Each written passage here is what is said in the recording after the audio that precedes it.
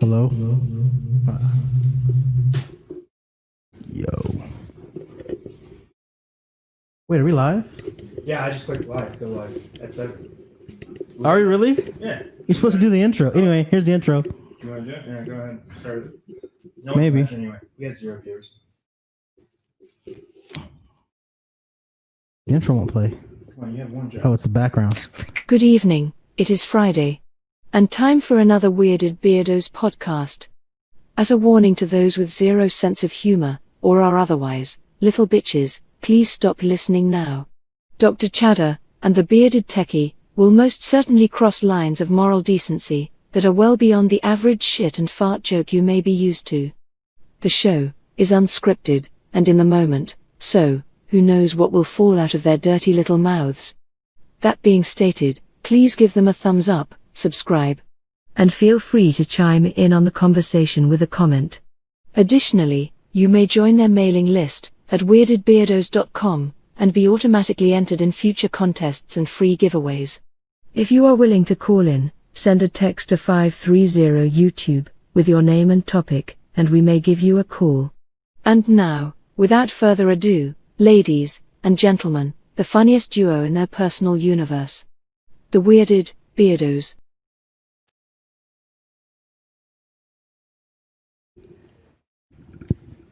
Hello? What's up? Can you hear me? I can hear you. We're late because Steve had to smoke. Or vape, I guess. I guess he's not a smoker. When was the last time you actually smoked cigarettes? A few years ago. Okay. So now you just catch the vapors. Yeah. That's right. I better. Otherwise, I'll go fix here. We go. Okay, so. It's just funny because we're actually not live yet because of the delay. Right. Still counting down the live feed. Well, we have one viewer already. Is that you? We had two. We had 2. I don't know. No, it's 1. That's how it is. Oh, there she is. But she got to wait 6 more minutes because that's the rules. Yeah, we're very rule-abiding people, I guess. Yeah. Not. I don't know. I'm full because I had food, so I'm not. And you were hating on my musical skills by calling me not a rapper.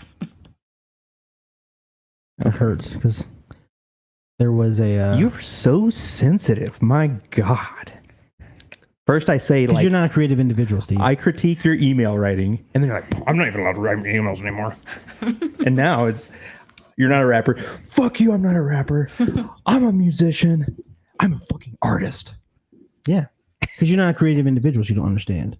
Right. Words hurt. Words hurt. So, like when you create, like if your sense of humor is fine-tuned, which is a gift. A lot of people just don't have sense of humor. So when I was studying comedy, like and every book says either you're funny or you're not. You can't fake it.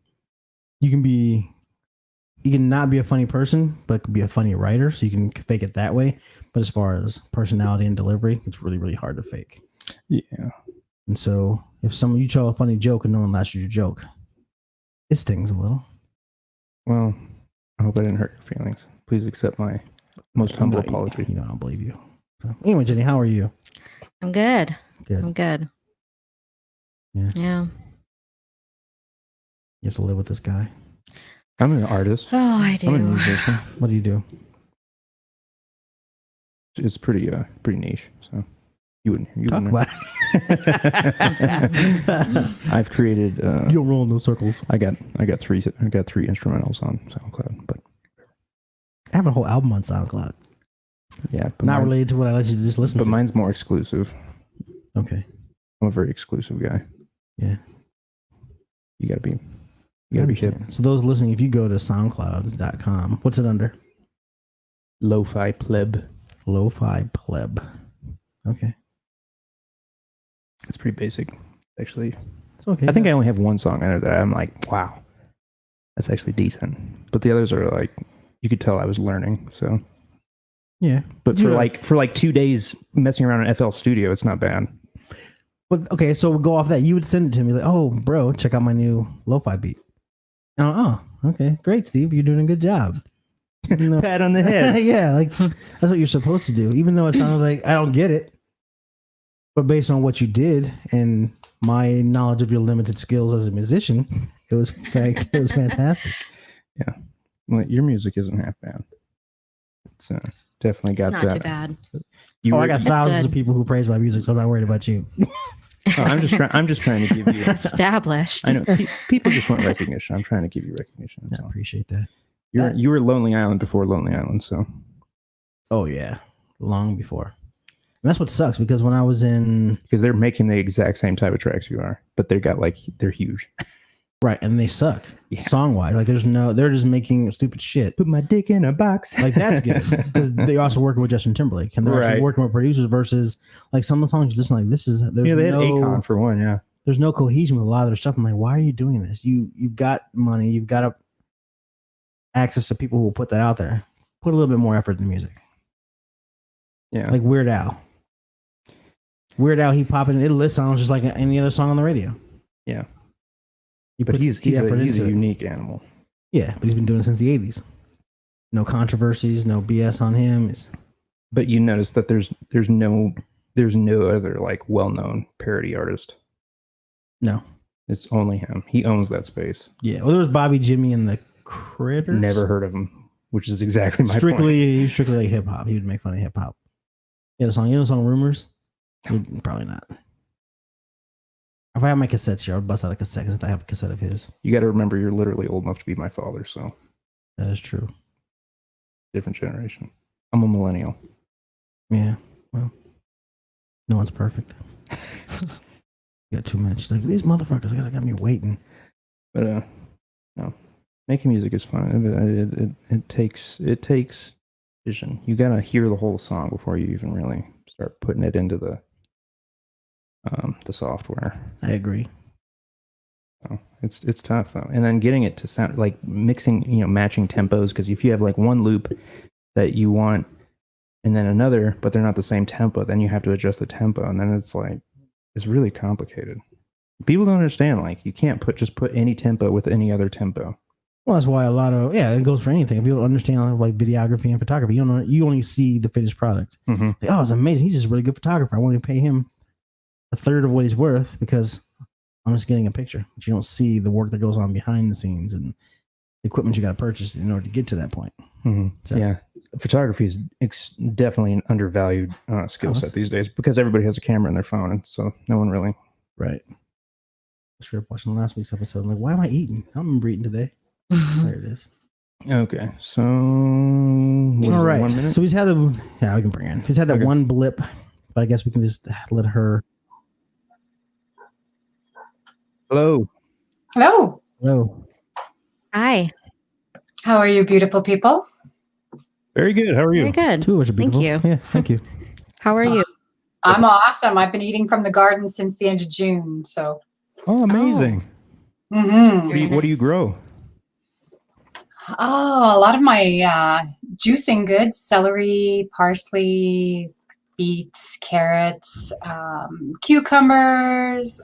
For other people, I grow things like potatoes and certain squash, zucchinis as big as my thigh.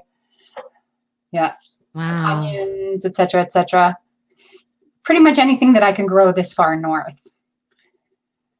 Where A lot are I you can't grow at? 'cause it's a little cold. I'm in Edmonton, Alberta, Canada. So we're actually further north than someplace like Moscow would be. Wow.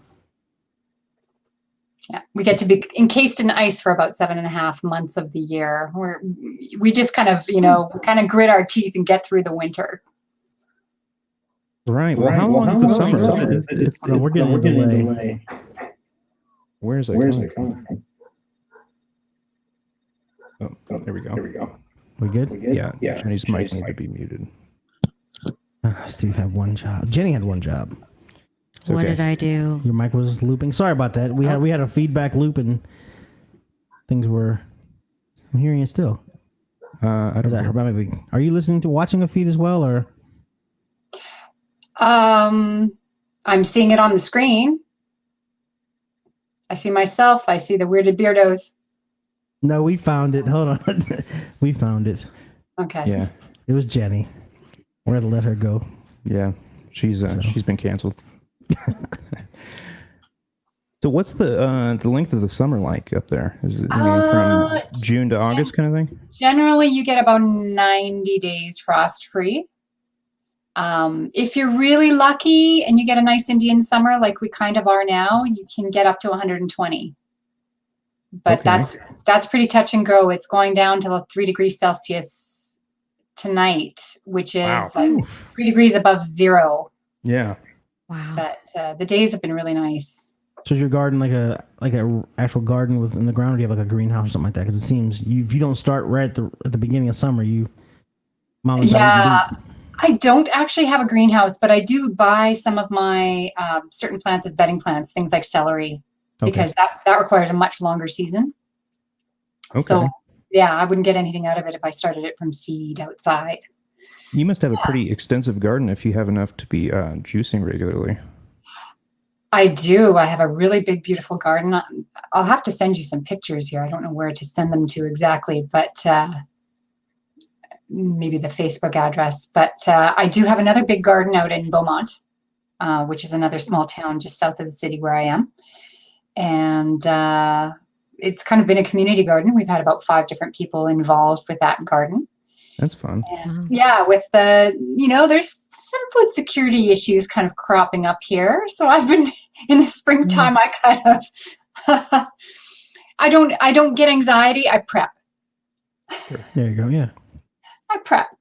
That's good. I stock up on seeds. I grow stuff. I love to get some Flemish giant rabbits, so I could always have some fresh meat around if I wanted it. Picked up some crossbows, picked up some fishing rods. Okay. I have a yard full of them. Oh, rabbits? Oh, they're everywhere around here. Right. And so there's holes all in the backyard. We got one that just lays out in the patio like he's a cat. Like, yeah. He's annoying. He must be an escaped pet. I wonder if maybe, he was caught as a baby and then raised that way and then let go. Because he's very docile. It's the same one all the time. And he'll just sit out back and eat and stare at you. Quite possible. So, Quite possible. Jeremy does the same thing at my house. Maybe sometime this winter we'll fatten You him must up. feed him. Yeah. He just lays on the porch, stares at you, eats. Yeah, they don't go away once you start feeding them. Right, that's what I'm saying. He's talking about me, not a rabbit. Like we're at my house right now, so I do go away. So I don't know where to start. Yeah. Is there anything you wanted to tell us? Because you have a very interesting little bio that you sent us. So yeah, that was the one I put out. I definitely want to start counseling people in terms of navigating this toxic world. A lot of people are really sick and they have no idea how to get out of it. They find themselves in that state of chronic pain and, they're spinning their wheels for years and years and years. I know with my health crisis, I probably spun my wheels for about 4 years, and that was hell. It's really interesting to be in a place of chronic pain. You learn to have incredible discipline of the mind at that point, because that's the only thing you've got to get through the day, and drag yourself around with. You really push yourself with that power of the mind at that point. Yeah. So what brought you to that point in your life where you needed to make a change? Like what was your lifestyle before that? Because obviously my lifestyle wasn't so bad before, and that was the problem. I guess my biggest problem was I trusted doctors. And that was a really awful mistake. I trusted them to take care of me. I trusted them as experts. At the time I was 6 months pregnant with my daughter, and I'd been having trouble finding a physician in Calgary. I'd moved to Calgary to help with some prenatal care and, for birth, etc. And I was about 6 months pregnant before I actually found a doctor, or pardon me, 5 months pregnant before I found a doctor who would see me because they're in such demand. And she gave me a drug and an antibiotic called Vancomycin while I was pregnant with my daughter for a very, very common infection. And I remember it. I remember it so well. It was a really big horse pill, and it was just one in the bottle. And I remember taking it, and the next day I noticed things were different with my body, like dramatically different. Like every time I ate something after that, I felt this grind, and that was my metabolism. This particular medication, this drug, had absolutely destroyed my microbiome. I immediately became lactose intolerant. Like I said, the next day, I became lactose intolerant. I also noticed that I couldn't drink coffee anymore. Even just a half cup of coffee all of a sudden gave me tachycardia. And I never had these symptoms prior to taking this medication. And, looking back on my life now, hindsight being 2020, I'm, not being fully aware of what's going on with my body, my body was digging very deeply into its enzyme stores to digest my food because I no longer had that good bacteria to clean me up, clean me out, and digest my food for me. And, manufacture all those B complex vitamins, vitamin K, and assemble all those enzymes I needed. So instead of, my food benefiting me, it was costing me to digest it at this point. And about a year after that, I became so toxic that I developed polyarthritis. So I'm 28 years old and I'm crippled. I'm dragging myself around on crutches everywhere. And the pain is just out of this world. Like my left knee swelled to the size of a honeydew melon. I kid you not. It was normally when I would go in to see a rheumatologist at that time. And, normally when they drain fluids off of joints or knees or anything like that, they drain about 40 to 50 cc's. On my left knee, they drained 90 cc's. So yeah. And I refused pain medication at that point because I didn't like being dull. I don't like being dull. I always felt hungover and I couldn't be sharp. I couldn't think. I couldn't, everything was foggy. And I knew that was not a good place to be. And I think a lot of people, unfortunately, get lost in that space, for addiction, and a lot of people don't necessarily understand what pain is. Pain is there to tell you you're doing something wrong. You need to change it. Absolutely. Yeah. Shutting it down and just, continuing on with the same madness absolutely does not make any sense whatsoever. None. To me, pain is your body's inability to continue to adapt on its own, and it needs your help. And so it's asking you, like, this is the best way I can get your attention to do something. Well, to go back to the vancomycin, I had MRSA, and I ignored it, so it was mostly my fault. But I had the infection, I ignored it, and then all of a sudden I woke up in a cold sweat, had to go to the hospital, and they put me. I had an IV vancomycin, and it wiped out my entire, and like to the point where I wouldn't even sweat. Like I had that glow on your face, and at night or in the morning, I had no bacteria on my body at all after a week of it. Yeah, that's why I struggle with my weight now. We mentioned that in the forum that. So this is a broad spectrum. It's a broad spectrum antibiotic. Okay. It's like it's supposed to be last resort. The fact that she got it first and being pregnant is mind blowing. It should be the last resort. Yeah, we should try penicillin and all that stuff way before you get to that. Yeah, that's because whatever is in you, we can't kill it with something else. So we're gonna go ahead and knock it out, and because it wipes out all your good bacteria, it wipes everything out. Right. Yeah. And I didn't have solid stools for probably 2 or 3 weeks. I couldn't maintain hydration because I had constant diarrhea. Like I was cramping constantly. I was gray. So it was horrible. So once you get to that point, can you supplement with things like kombucha or other prebiotics? No, you know what? It's touch and go because your body's exposed. Yeah, there are things you can do, but they're controversial and you don't have access. Like a lot of people don't tell you or guide you with this kind of information so that you can reclaim your life. You know, a lot of us are still, you know, we're so busy being victims and giving away our power to everybody, you know, saying, heal us, help us. You know, you get to a point where you have to take responsibility and say, I got to figure this out on my own. And, you know, I did a lot of self-experimentation. And, you know, it's been 20 years since its occurrence. So, you know, I've had a lot of learning, and those first 4 years were, you know, it was a very steep learning curve. You know, I want you to imagine having the worst, but things got worse because they also gave me a drug called Vioxx, Celebrex, and then they gave me a drug called Arthrotec. Now, only 4 days of taking that drug, it destroyed what little liver and kidney function I had. And you're pregnant. That's the No. My daughter was a year old at this point. I had developed arthritis about a year later. Okay. Yeah, I developed the arthritis about a year later after she was born, and stupid me, I took the meds they gave me, and that Arthrotec, like I said, destroyed what little liver and kidney function I had at that point. So I was no longer secreting bile, and I have yet to secrete bile since I've taken that medication, and I only took it for 4 days.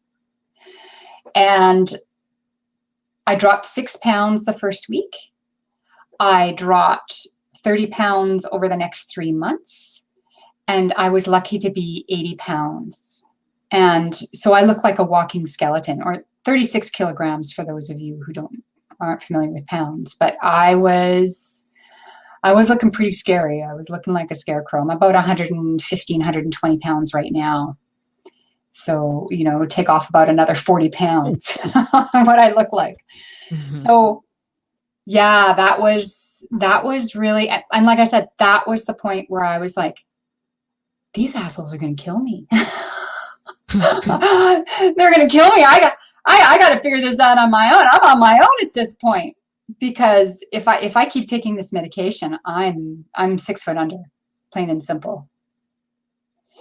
So I instinctively knew that raw was going to be part of the answer for me, you know, raw foods. But at the time, I had hooked up, but there's not a lot of information out there.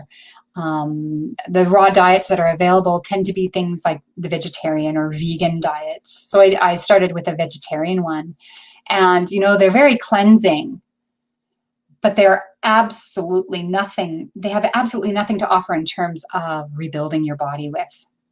Correct. Yeah, I was vegetarian for 2 months. Mm-hmm. Well, I did it around the holidays, so I probably shouldn't have did it around the holidays. Oh, yeah, that would be. It was last Thanksgiving, Christmas, and I had chicken wings for Thanksgiving, and I had chicken wings for Christmas too. But that was the only time I ate meat in those 2 months, because your body's constantly craving something. It's lacking, where you need a piece of meat and you're good for the entire day. And so in your mind, you try to think, well, I can eat a steak and just feel satiated, or I can graze all day long and never feel satisfied with vegetables. And so you were talking about the mind shift that needs to take place. I'm just too weak. I'm too old. Mm-hmm. Sorry. So after 4 years of this, and not really getting any better and still struggling, I came across, I went to see one of my naturopaths at the time, Wayne Steinke, and I was going for ozone injections. I was open to trying anything. I was just in so much pain. I was willing to try anything but medication and doctors and Western medicine at that point, because I knew that path was only death for me. They had caused all my problems, and everything they did made things worse. So I knew that was not an option. So I was going in for ozone injection therapy. And I remember Wayne, he asked me, "How you doing today, Kim?" And I'm like, being 6 foot under is looking awfully good. And he got really, really worried about me at that point. You know, I remember him putting his hand on my arm saying, "You know what? I know this guy. He does these really controversial diets. I'll get you a contact and we'll get you hooked up with him." And I said, "Sounds great." So he hooked me up with a fellow called Michael Haynes in a small town outside of Edmonton called Gwyn. And Michael Haynes he coached people on the Primal diet. I don't know have you ever heard of that? Are you familiar with that at all? Is that like the keto, like It's Paleo? not keto. It's the cornerstones, I would say, are raw meat, raw meat, raw dairy, raw green juices, raw honey, clay, raw eggs are a big one for that one as well too. And I remember Michael Haynes, he handed me a big bucket of raw cream and he handed me a big bucket of raw honey, and I went home and I ate, and it was so nice to eat something that didn't cause me pain from, my mouth to my anus, throughout my entire digestive tract, because for those 4 years, it felt like I had been eating a cactus the entire time. Jeez. Yeah. So you that never was experienced like any difficulty processing like raw milk, any raw dairy? well, I started off with the raw cream, and the raw cream is definitely a lot easier than the proteins in the raw milk, for sure. I had such a vicious milk allergy that I didn't bother drinking the raw milk until I had been on the raw cream for the first year. But I have found that I have, over the past 20 years, I have gone in and out of being able to digest the raw dairy, depending on my toxic chemical exposure. So over the last, about 3 years ago, this coming January, I was working at the optical again. So I was breathing in solvents and micronized plastics. And I got to a point, my liver was so congested that I couldn't consume the raw dairy anymore again, and had to rely on, and then all my fats I had problems with. So, you really, really have to avoid toxic chemical exposure no matter what you're doing. It doesn't matter what you're doing in terms of your jobs, your employment. I know a lot of people who are working in institutions, it's really, really difficult. Since a lot of the janitors and the cleansers they have to use, and with COVID on top of it, oh my goodness, it's just gotten so liver toxic, so ridiculous. They're not healthy places to be anymore. It's really difficult to find healthy places to be. And then coupled with the fact that a lot of the building materials and the off-gassing from, even paints and carpets and fibers and whatnot, we're living in homes that are causing a lot of our cancers and making us unwell. So, there are a lot of factors we have to look at in terms of what kind of health we want and how do we build it. Agree. It's even worse here because we're having forest fires, so our air is it's horrible. It's horrible. You can't even see the sun. It's orange. You can stare at the sun now because there's so weird. much smoke and haze between us and the sun. That in addition to all the stuff that's already in the air, and then you add the smoke to it, and then COVID. So now you're wearing a mask and trying to breathe what air is left. It's clean when you're outside, so I'd stay in the house. Yeah, it's a struggle, and yet they say that air pollution is 6 times worse in the home than it is outside. Really? Yeah, because it doesn't circulate. Yeah, it's fresh air out there where it's stagnant here. I haven't opened a window in this room. There's no windows in this room. There's one right behind there. Behind, there is. Okay. Behind Dr. Westbrook. It's there. You just can't see it. But yeah, because how often, like your house, you would need to have 700 fans to get the air from one end of the room to the other to get out the windows. No, we have a big attic fan. Oh, okay. You just never turn it on when I'm there. You just make me sweat. No, we just don't have weren't AC. Even you weren't over there in the summer, so you weren't sweating at my place. Last time you were over there was a while ago. But anyways, I keep my window open in my bedroom. Your room's pretty chill. Yeah.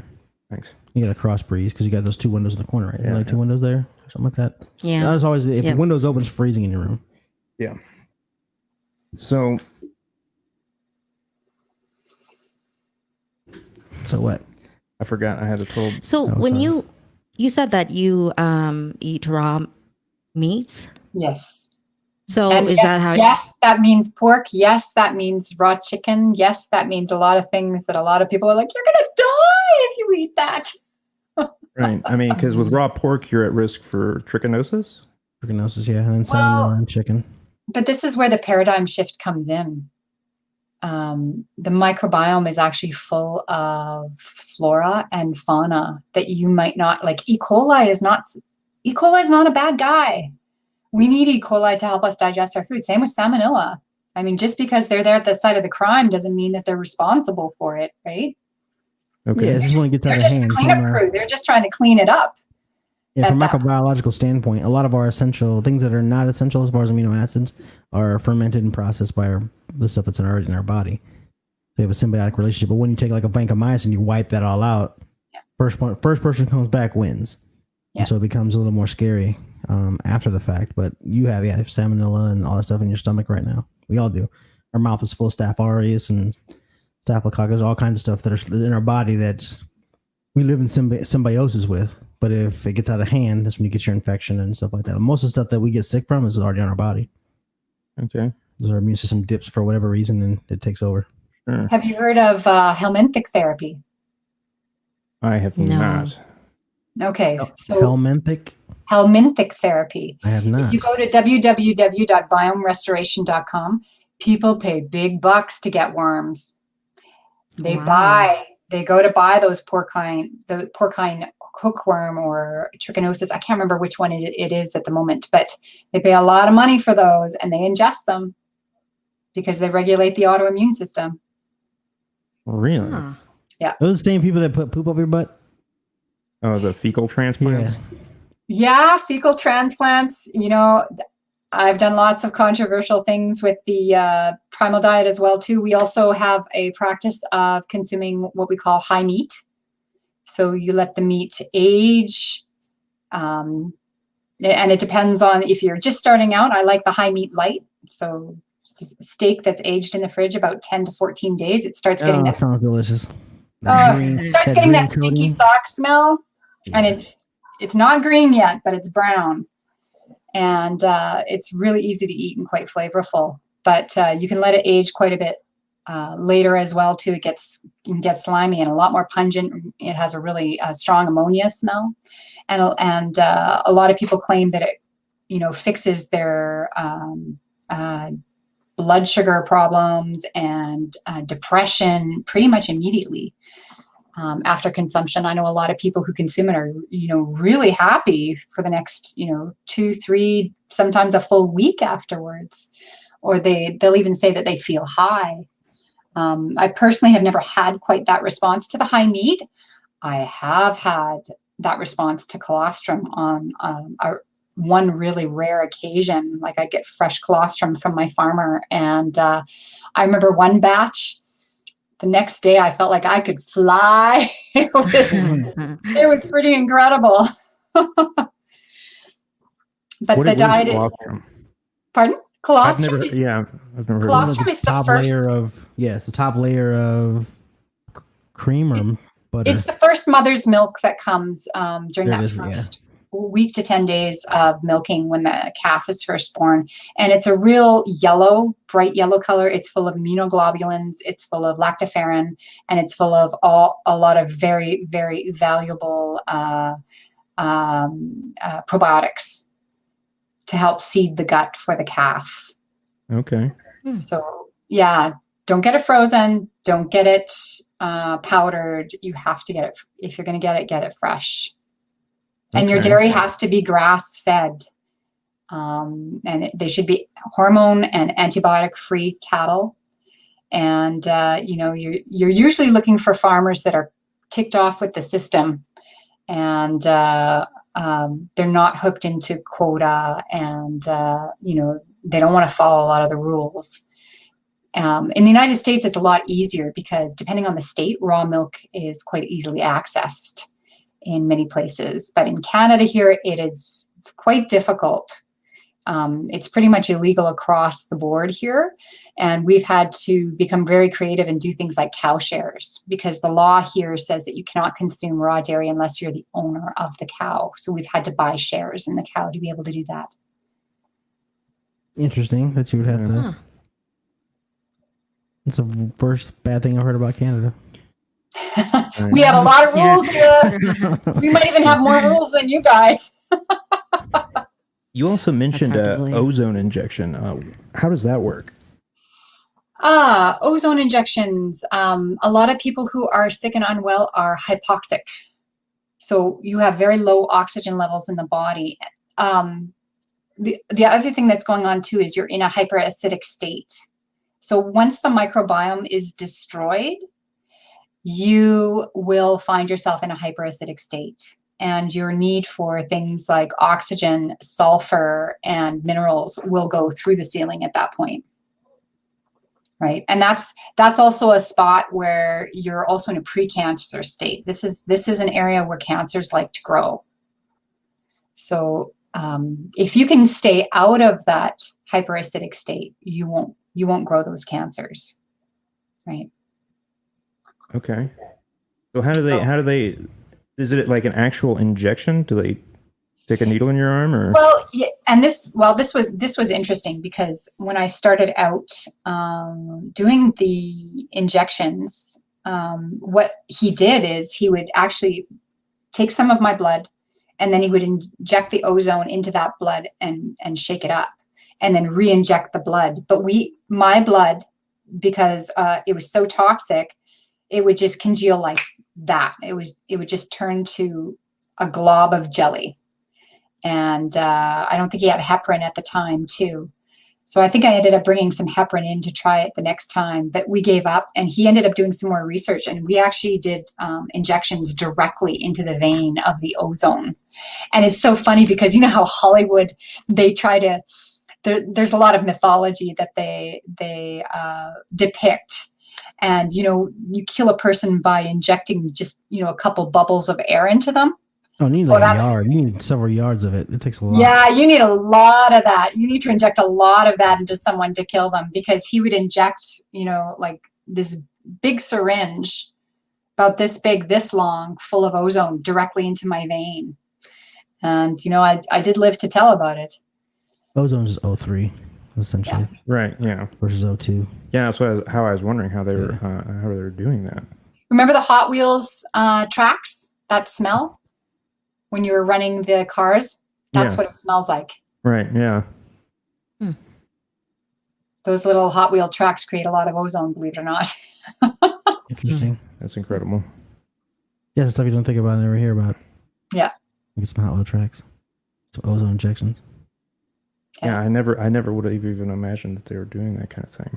Yeah. Yeah, it's not in my circle of things to know. I mean, it makes sense, because if you're hypoxic and you've done right and done correctly, yeah, it's definitely safe. But it's still scary when you think about it from the chemical standpoint, because high concentration of oxygen is dangerous just because of it wants to bind with other things. Yeah. It's a chemical reaction that's scary, not the oxygen itself. So, yeah. Okay. But it was expensive. The ozone injections were very, very expensive. And, I maybe had an hour of relief of my pain the following day. Oh, So wow. they really weren't worth the time or the effort or the danger to continue doing that. So I was really, really happy, thankful. And with the Primal diet, it was really interesting too, because there were so many changes in, I would say, my brain, my mind, and on a spiritual level as well too. I remember the first 3 months I was on the diet, I had this unwanted argument going on in my head all the time. And I think that was a lot of toxicity being, my body trying to clear up now that it had proper nutrition. And I remember that by the 3rd month, it was getting really, really awful, and I couldn't get rid of it. And then all of a sudden, poof, it just disappeared. So I was very grateful that those voices were gone. And I almost believe that a lot of people who have schizophrenia have a lot of a lot of toxicity in their brain that actually takes on a voice. And, this toxicity finally cleared for me. And it was just a relief to have that peace for a change. And of course, that brain talk that was going on, it was useless, and it never was never anything very positive as well too. The other thing I found too was, are you familiar with the David Hawkins chart of consciousness? I am not. No, I haven't heard of that. Okay. No, I have not. Okay. I do recommend you look it up. No, I'm just thinking if I had learned it somewhere. What's it called again? The David Hawkins chart of consciousness.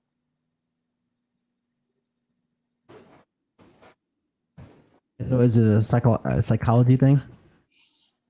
Kind of, I guess.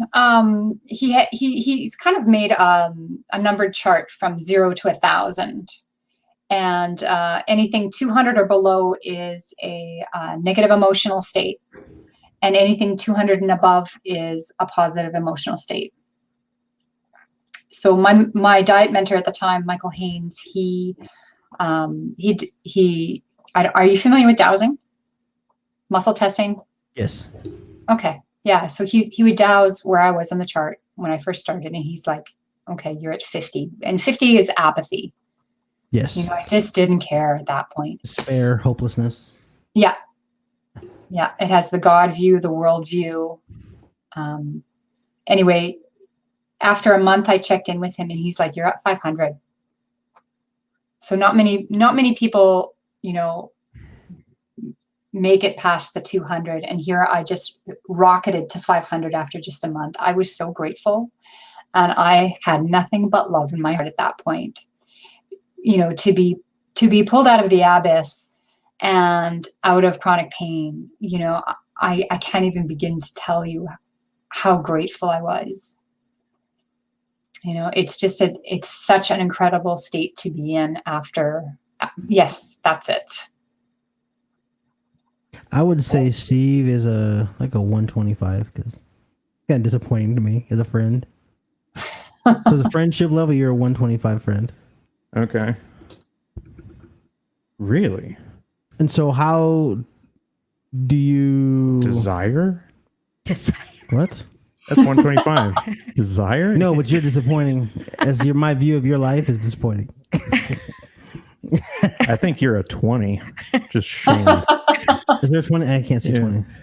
Oh, yeah, but humiliation and miserable. I am kind of miserable. I'm miserable because I have a disappointing friend. So how would one go about taking this test? Is it something you can do it on your own, or is it like a blood test or something like that? No, you can just douse where you are. Just douse where you are. Because when I think of dowsing, I think of like people looking for water with dowsing rods, like out in the desert. Dowling. It's the same thing. Are you familiar with? Are you familiar with the history of dowsing?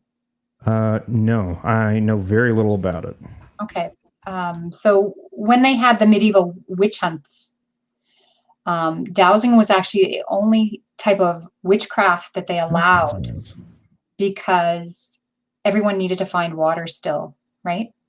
Right, yeah. I mean, but all the old practices, all the old magic, all the women of, magic, wisdom, knowledge, and power, they destroyed at that point.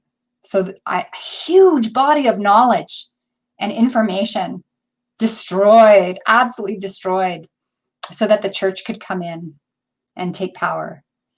So, but like I said, the one thing they still allowed was the practice of dowsing. So dowsing can be used to find water. It can also be used to find truth. Okay. It's interesting. I had no idea. What's a dowel rod? I think you're making that up. I think so too. I was like, man, a dowsing rod. I think you're referring to a dowsing rod. Yeah, that's what he's thinking of.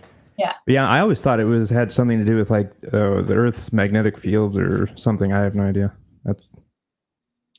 Well, normally you use a water-seeking tree like a willow or a poplar. Oh, okay.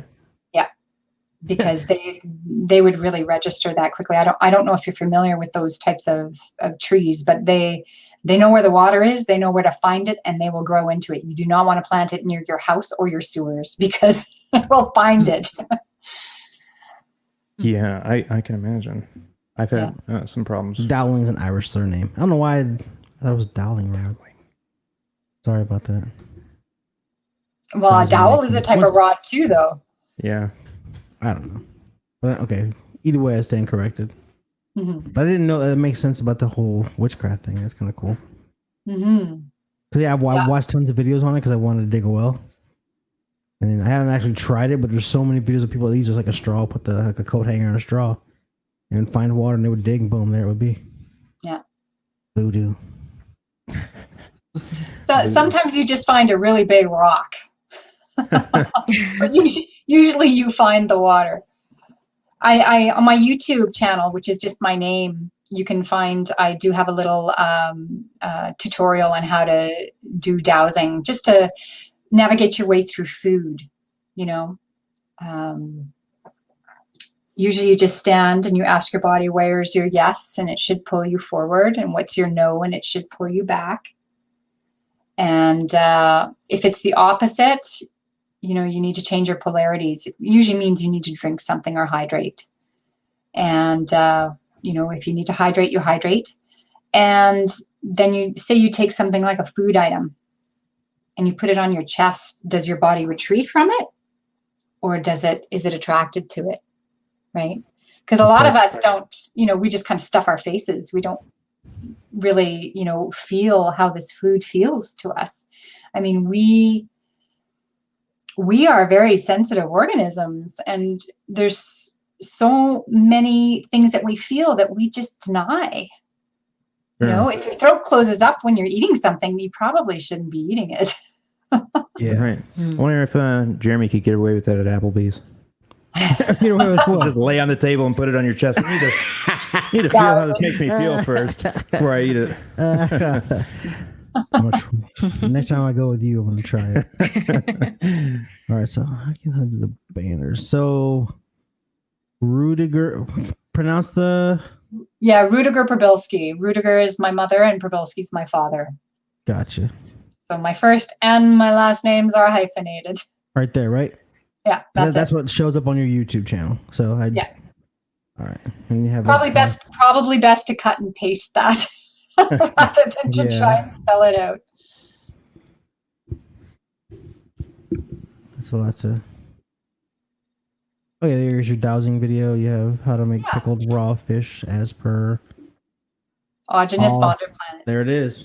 Yeah, and he's the creator of the Primal diet. I probably follow about 80% of his protocols. There's about 20% where they don't work for me, where I've had to figure other things out. What types of things weren't working? I'm just curious. Well, like doing the raw dairy, I had to rely on doing a lot more raw eggs in that instance. And yeah, I'm a firm believer we shouldn't be drinking milk of another animal. So that's just me, though. But yeah, but I wasn't raised on milk. And so I had soy milk when I was a baby. And so I've never actually sat and just got into like regular store-bought milk. I was just watching a documentary on Netflix where there's actually quite a large black market for breast milk. I saw something along that line. That's Unwell, the Unwell series on Netflix. Yes, right? Yes, that's it. Yeah, that was definitely weird and interesting. Right, yeah, there's like bodybuilders and other people who drink it for the health benefit. Wow. It's amazing. I mean, obviously, there's got to be something to it if people are wanting to do it. I mean, babies grow up on it, and that's pretty much, it gives you everything. That's where your immune system comes from. That's where all your main essentials of kind of pretty much your whole entire flora come from your mom. But still, like, there's a time and a place. When you're an adult, it's time to give up the breast milk. Right. Well, I think they were mentioning that once you reach a certain age, you can't really absorb breast milk the same way because you have an enzyme that kind of metabolizes it too fast. That makes sense. So by the time it gets to, your intestines or whatever, you pretty much killed all the good stuff that a baby does absorb. That's kind of what they were getting at. But I thought it was really interesting that If there's definitely a market for it. if Jenny got pregnant, would you try it? Yes. Okay. I was curious. Okay, I just curious, but It didn't accidentally end up in your coffee. negative. No, this is not like something I'm like, honey, where's the breast milk? I need it in my coffee. Yeah, there's a jar of it in Daddy the squirt. fridge. Yeah. Daddy squirt. Yeah,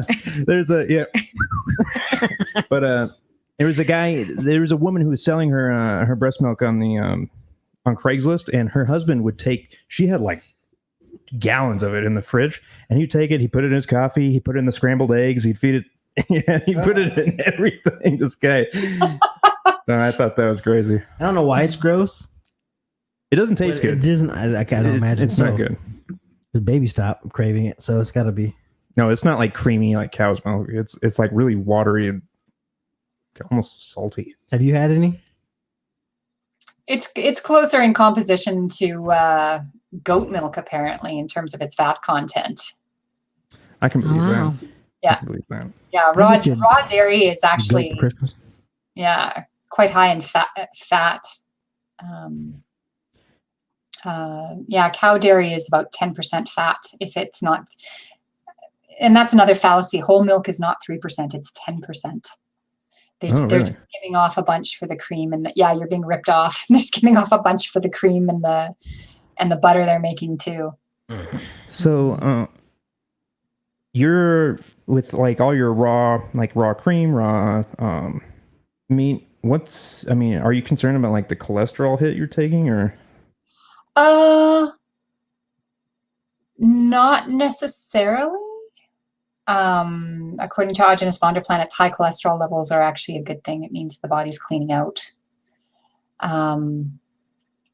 At this point, though, like I said, after being poisoned again at work, I haven't been able to handle fats very well. And the experience I've had is what you do not digest causes inflammation and allergic response. So you're better off sticking with foods that you actually do digest. Okay. For me, it's a lot of raw eggs. I probably do at least a dozen raw eggs a day. Ooh. And you're looking for free range Like eggs. Rocky style, like crack it in a glass, mix it, and drink it. Or how do That's a little snotty for me. I tend to drink it blended with other things or as More an like egg. like an orange Julius or something. Yeah. Orange juice are delicious. Yeah, those got They have raw eggs in them? Yeah, they have raw eggs in them. Dang, is that what? They're so delicious. Yeah, that's why they get that's such a creamy taste. Same with custard. You go to an ice cream place and you get I don't custard, it like has raw custard. eggs in it. Custard's gross. Oh, come on. I don't like the texture. Now, If you want to orange try juice, raw food custard, try organic papaya, raw eggs, raw honey, and then some cinnamon and maybe some organic vanilla. That is delicious. And after about half an hour, it congeals just like a cutting or a custard or a pudding. Wow. Yeah. You might have to try that. Yeah. Highly recommend that with a red meat meal. It'll help you digest. okay. The papaya will help you digest the protein. Really? I did not know that. Oh, you guys can go back to eating red meat. Yeah. We're a pescatarian at the moment. But we do eat cheese still, so Choose your battles. yeah. We're just trying it out for a while, so see how it goes. I've given up cheese. I've given up dairy except for I have cheese on pizza. It's like, yeah, I'm weak. But I'm in my 4th week of that. My sinuses have cleared up. Like I'm not phlegmy like I had cheese a couple days ago, so I'm like a little bit of phlegm, but it cleared up. It's almost non-existent until I had cheese again.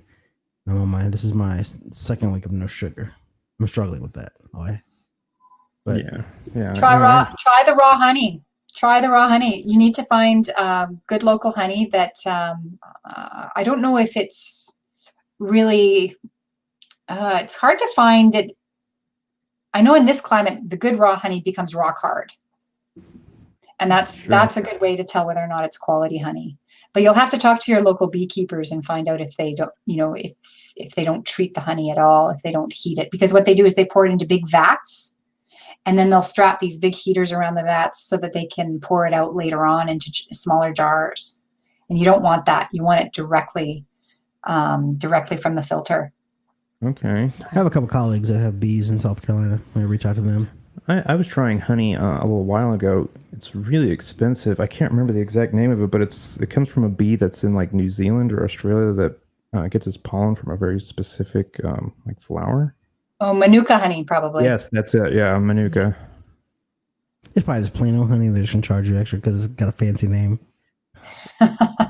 Maybe, I don't know. You ever watch that? It was good. The episode of Bullshit with Penn and Teller where they served someone like or it was just regular whipped cream or Cool Whip in a like a champagne flute. People, oh my god, it's the best I've ever had, and charge them $100 for it. It was just whipped cream. So Yeah, I don't think you're a conspiracy theorist, though.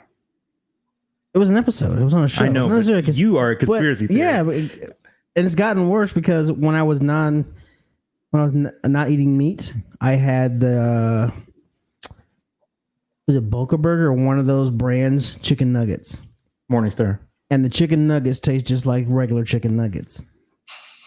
So from that point on, I just assumed that I've been eating those chicken nuggets, but paying real chicken nugget prices. The vegetarian ones are more expensive. I've been consuming more of the other chicken nugget, so it's cost me more health wise. But I'm pretty sure I was eating the same thing. And then now that the Beyond Burger was, the Beyond Burger tastes like a regular burger. So now I'm trying to think, they've been serving the Beyond Burger the entire time. So who can you trust? No one. Yeah, pollen is pollen, my man. It's not like some really cool. The real cool bees. It's supposed to have something in it. The Manuka honey. Yeah, bee the nest. Manuka honey is heated though, so I wouldn't trust it. Okay. Yeah. Okay. Anything that's obviously liquid and you can pour, it usually means that it's been heated at temperatures that are high and all the enzymes have been destroyed. See, enzyme chains are very fragile. Right. So it must have been. They must be pasteurizing it, or. Well, even just heating it, sometimes they'll warm it up to pour it to make it easier to pour, right? But it really doesn't take much. Those enzymes are very delicate. There's only a really small temperature window that they do okay at. And once they're either cooked or frozen, that enzyme chain is broken. And it no longer fits on the chemoreceptors properly in the body. And it doesn't do what it should anymore. Those enzymes have been denatured, right? Okay. And that's part of the benefit of the Primal diet is it's very, very high in enzymes and it's very, very high in good bacteria and probiotics. Something that's really badly lacking in the standard American diet. Yeah, I mean, I drink a lot. Well, I think it's a lot. I drink kombucha, a lot of kombucha. I felt like is that not good enough, or should I be eating something in addition to that? Kombucha is made with processed sugars, unfortunately. Oh. And once a sugar has been heated, there are cooked and cauterized minerals. You can do this research online. You can't find it through Google. You have to look through Start Page to find stuff like this. You want to look for pictures of heated and unheated vitamins and minerals. And once they are heated, before they're heated, they tend to be nice and round and puffy, and the body can move them around very easily, and they have no problem attaching to the chemoreceptors on the body that they need to attach to. But once they are cooked and processed, they look like broken glass. The body has a hard time moving them around anymore. They're very jagged, very irritating towards all the tissues. And this is what ends up being put in and collecting in plaques in the intestines, in the arteries, in the brain. These broken glass-like minerals and vitamins start collecting all over the body. That's why I don't eat them. But I don't eat minerals and vitamins. Right, you just need Swiss rolls and steak. Yes. I'm saying prior to MRSA and the vancomycin experience, my main diet was basically beef, Swiss rolls, and Dr. Pepper. Oh my goodness. Never had an issue with my weight. One round or a week of vancomycin, and now I struggle big time. It doesn't matter what I do. I can lose it, but I'll gain it right back. Like, it's just, my body just does not function the way it used to. And it was evident like within weeks after having MRSA. But my body just didn't respond the way it used to. And so Yeah, I'm trying to get Steve to give me some of his poop, but he refused. He won't hold still, so we can't line the holes up. But it's one of those things that it's. So you notice yourself retaining a lot of water. Yeah, that's the Yeah. hyperacidity. Been Yeah, old now. I'm gonna die fat and happy. Food's delicious. So, 45 is a good run. Right. So, I think green juices would really help you out. They would bring you out of that hyperacidity. Lots of celery juice, 80% celery, 10% parsley, 10% cilantro. but I would have to give up caffeine, and that's not happening. That's my only No. drug. Yeah, that's a tough one to give up for a lot of people. Because I don't drink, smoke, or do any drugs. So you're Caffeine's my still only- caffeine free then? Yeah, I don't handle caffeine very well at all. I find I have kidney pain if I drink anything with caffeine, and I'm really very irritable. So it really does affect my emotional stability in a bad way. And so, like, you can't do things like a guarana supplement? Because I was told that was like a more mild, more easily digestible form of caffeine. Yeah, no, caffeine doesn't. Yeah, my body doesn't really like caffeine still. Yeah, I just avoid it. I also find that I don't have the adrenal stress that I did either. Like, I find a lot of people who consume coffee, by the time they're in their late 20s, they have adrenal stress. So they're already dragging themselves around, and they need that coffee to get moving in the morning. How does that manifest itself, adrenal stress? Adrenal stress, yeah, a lot of people, I think, experience it as fatigue. Okay. But like, So that makes sense. Chronic crash. fatigue. Like, Yeah. Like you You also get a lot of emotional instability too. You know, you get the coffee, the emotions go up and you feel great, and then it comes down again and you crash. So there's not a lot of emotional stability when you're consuming things like caffeine, unfortunately. And the adrenal glands have their own ganglia, so they're not regulated by the brain. They can pretty much do their own thing. So if they're not functioning right, the brain can't really regulate it. But once it's in your bloodstream, it's there until your body metabolizes. They can repair themselves, right? Like, so if you change your diet, they'll go back to normal, or is it kind of like permanent damage? No, you can take care of it, but you've got to figure out what the problem is. Mm-hmm. They can improve. Damage can be slow. Repairing that kind of damage can be quite slow. Yeah, I can imagine. Yeah. But I was saying the triggering of the adrenal gland to go off is not regulated by the brain. Right. I understand. The body, it does its own thing. Because I'm like a caffeine fiend, so I'm wondering if like. See, I don't get the buzz of caffeine. So I'm pretty sure I have a leaky gut, but I don't. Caffeine doesn't do anything for me as far as like. It's the withdrawals. It takes weeks for me to get off caffeine. It's not like, I stop in a couple of days and I'm good. I go through full blown bone aches and like it's horrible. So I ache it into like kicking a drug or something like that because I've done it for so long at a high level that it doesn't even faze me. Like I can drink a bottle of soda right now, go to sleep, 20 minutes later, sleep all night. Yeah, wow. The body will set up chemical responses around whatever you're putting into it frequently. Yeah, I'll wake only up, one my of those brain will things be out cloudy is if I do that, but because of the sugar. But yeah, I don't drink coffee or anything, but I don't get like the buzz and all that stuff. I don't get that. But if I stop, it's rough. Okay. So I refuse to go through that. Yeah. I'm weak. No shame in my game. No. Well, yeah. I mean, I don't know. I'm so used to, I don't know, kind of ingesting some type of stimulant to get going. It's just, I don't know. I feel like when I'm not on it, it's really hard for me to find that like natural energy. That's like, I just don't, it doesn't come to me. That sounds like adrenal stress. Yeah. Sorry, man. Right. So in your email, you were talking about a relationship. You're in a relationship. Can you tell us more about that? Yeah. Like I said, there's a lot of things about me that tends to challenge a lot of people on many different levels. And one of them is I have a fabulous relationship with someone who is transgender and probably about 13 years younger than myself. And we are the envy of everyone around us. And a lot of us, I think we grow up, a lot of us, in dysfunctional situations or situations where, I don't know about you guys, but my parents were crazy. So it was really guilty. Grandparents were worse, but so what is the stigma of the transgender, the LGBT community in Canada? Is it accepted more so than in America? Is it more in America, like it's on the fringe, but at the same time, probably it's fairly still... similar. It's probably fairly similar between the two. Maybe it's a little bit more accepted, but I mean, there are generational issues. Like my mother being in her 70s, you know, this was difficult, very difficult for her. But, you know, for myself, I see this as a consequence of having so many endocrine disruptors in our environment and so many plastics, because they mimic estrogen, and that changes the brain and the behaviors of so many people. So, you know, until we get the plastics out of our environment, I think the transgender community is going to be something that'll be growing and growing and growing. Yeah, because BPA was developed as a synthetic estrogen first, right? Before it was used as a plastic hardener.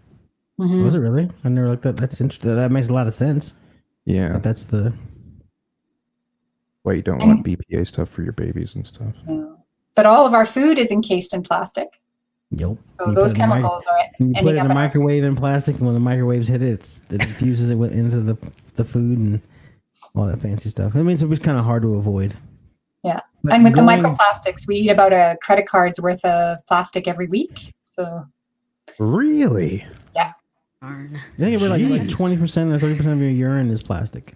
Oh, come on. No, I don't think it's 30%? Well, I think we'd be having kidney failure at that point. Yeah. No, like not plastic, like a chunk of plastic, but a vast majority of that'd be like peeing peeing out sand. Hold on. But yeah, also the coating that's on shopping receipts is BPA too. That's why it has that kind of slippery nonstick coating, so you shouldn't hold your receipts for too long. That's okay. Everyone's wearing gloves with COVID anyway. Right. Oh, wait. Those are plastic too. Yeah, gosh. I mean, what is it? I guess latex is still okay, right? But no one uses that. Yeah, some people are allergic to it though. I don't know. Right, yeah.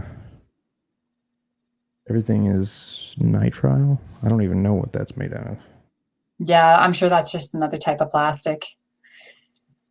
Yeah. I've also heard that there's like the flame retardant industry is like really bad. I mean, the stuff they put on like mattresses and carpets and couches and stuff is like really is harmful for your body. You must have read that book, Slow Death by Rubber Duck.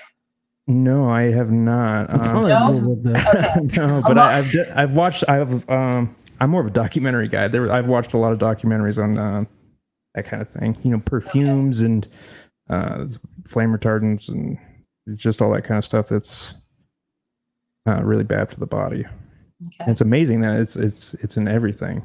And then even if you have a problem with it, like they don't have to, like, scent companies don't have to disclose anything that's in their formula because it's considered proprietary. So you never really know what's in it. Yeah. And that's unfortunate because we get to play Russian roulette with these products. Yes, exactly. Because like everything that's out there today is we're pretty much like the guinea pig for. Oh yeah, we're being used as guinea pig on a grand scale for sure. Wait until the COVID vaccines come out. I'll be used as guinea pigs then. Right. So are you I guess there's two tribes when it comes to that, you know, for and against. How do you feel about vaccinations? What do you think I feel after saying what I've said so far? Right. Yeah, you're on the same page. Yeah, the body has been around a lot longer than the stuff that's trying to kill us. Yeah. You know what? Viruses, bacteria, you know, that's part of life. That's how we detox. They perform so many janitorial functions for us. They help us digest our food. They create happy hormones and enzymes and vitamins for us. I'm not scared of them. I am terrified of toxic chemicals, though. They scare the crap out of me. Yeah, because there's no way to administer a vaccine without putting stuff in, because you need to preserve it and all that stuff. Otherwise, it'll die. immediately, and so you have to put all the inorganic stuff in there to make the organic functional. So it's choose your battles. Either Yeah, there is no safe level of mercury. Right. And Right. yet there's, and I have so many vaccine injury stories from people I know. I'll give you an example. A cousin of mine, she vaccinated her third child, and it was probably the Friday she had him vaccinated, and by Sunday he was paralyzed from the breastbone down. And this vaccine had completely demyelinated his nervous system. And, a third of these kids recover, a third of them partially recover, and a third of them don't recover. He was in the middle category, so he partially recovered. But poor kid. He's 10 years old and he still has to wear a diaper. Dang. He still can't run around like the other kids. He can walk, but he certainly can't, he doesn't have the same type of mobility that a normal child has. It's just something you don't hear about, not in the mainstream media. No, and a lot of people...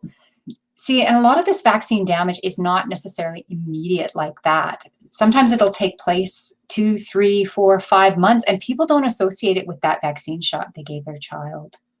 Right, because the body will do with it as it can until it can't. Exactly. Sometimes it's too late. Like the pain, your body's been fighting with your ache and pain this morning has been there for months or longer because your body said, "Fuck it, I can't do it anymore. I need your help." And so your body will be perfect as long as it can. Yeah, it'll compensate. It'll compensate for as long as it can to remain in homeostasis or equilibrium until it can't. And then all of a sudden, you get this whole cascading of effects that happen. And it's been so long since whatever caused it has been in your mind that you don't compare the two, and you don't. Oh, it's because of this. Most people don't go back that far. I woke up one day and it hurt, but you've been doing this to yourself for 20 years. It's just now that's the straw that broke the camel's back, and now you're in pain and all this stuff, and your body is talking to you constantly. You just got to learn how to listen. Yeah. And it's so unfortunate because so many people do not make those health connections. They do not. And I think a lot of that has to do with, once again, the water supply and the fluoride in the water. Once the pineal gland is calcified, a lot of people don't make any connections at that point anymore. I find the people who live outside the city and drink well water and they're not drinking the water, they make all the connections, and every single one of them is a conspiracy theorist. Right. Well, Prozac is a type of fluoride, right? So like the fluoride in the water is like one branch off of the Prozac molecule. So it's almost the exact same. Between fluoride and Prozac? Yeah. Interesting. Mm-hmm. I think it is Prozac, but I could be wrong. Yeah. But yeah, there's an antidepressant that's a type of fluoride. And so that's why people start to, they wonder about what kind of effect the fluoride has on the mind that's in the water. Mm-hmm. There's a lot of subtle negative energies in water. And, we have to be very careful about the water we decide and choose to consume. That's why I don't drink water. I drink soda. I'm lying because I gave that up. I drink a lot of water, but I drink bottled water. I don't trust what's coming through the pipes. Yeah. Yeah. You never know. Because not everybody can just have their own well. That's the thing. Right. And even then, the water table sometimes isn't that much better than what's coming through the pipes. It can't be, especially in the city. I think higher up, like here in the mountains, is probably a lot better than what they're getting by the time it gets down to Florida, Arkansas. People have just teeth falling out of their face and stuff. Yeah, the mountain spring waters are probably your best bet, kept in glass bottles. I myself, being in the city, I use a water distiller, and I actually remineralize my water. If you take a look at my Claiminade video on my YouTube channel, that explains how to remineralize something like a distilled water. Because a distilled water is considered hungry water. It tends to drag nutrients out of the body. Yeah, I'd heard that you're never supposed to drink distilled water. Mm-hmm. Yeah. But how do you feel about carbonation? Is carbonation safe? As long as it's naturally occurring. If it is added carbonation, then you're basically trading in your teeth and your bones at that point. Really? There's carbonic acid present. Like a fart in a straw. That's what you need to use. Fart in a straw. Well, let's experiment on your stuff first. I'll make it for you. Yeah, I'll hook I have myself no- up to your soda stream. We'll see how that goes. No, No. you've shit in my house before. I know what it smells like. So, but yeah, because I drink a lot of like carbonated mineral water, and I thought that was Perrier, bougie. no. Well, I drink the Arrowhead. the Mexican stuff like Mineragua or Mineral. Topo Chico. Topo Chico. Is it good? Is it flavored? No, it's just water. It's mineral water. It's water with bubbles. The same But it thing- has a mineral flavor. Like minerals have flavor. You just So don't would realize. I. What? A fart in a straw. It would have flavor. Yeah. Okay. It's an acquired taste. What's it taste like? It probably tastes like old fried chicken. I don't eat fried chicken. Wow, you just assume because I'm black I eat fried chicken? See what we got to deal with down here in the lower 48. I'm moving to Canada. I don't know. We might be okay because Trump's got COVID. He may not survive. We can get through November without a civil war. Yeah. Does American politics affect you in Canada?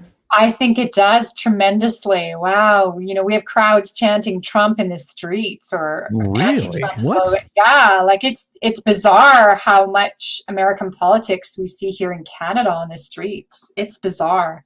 Like Yeah. even when you go to a protest here at the legislative, people are holding signs about Trump. Like I find it bizarre.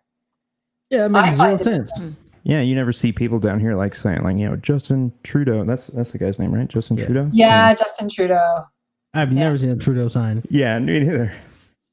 I'm gonna start that now. I'm gonna start next time we go to we should go this weekend.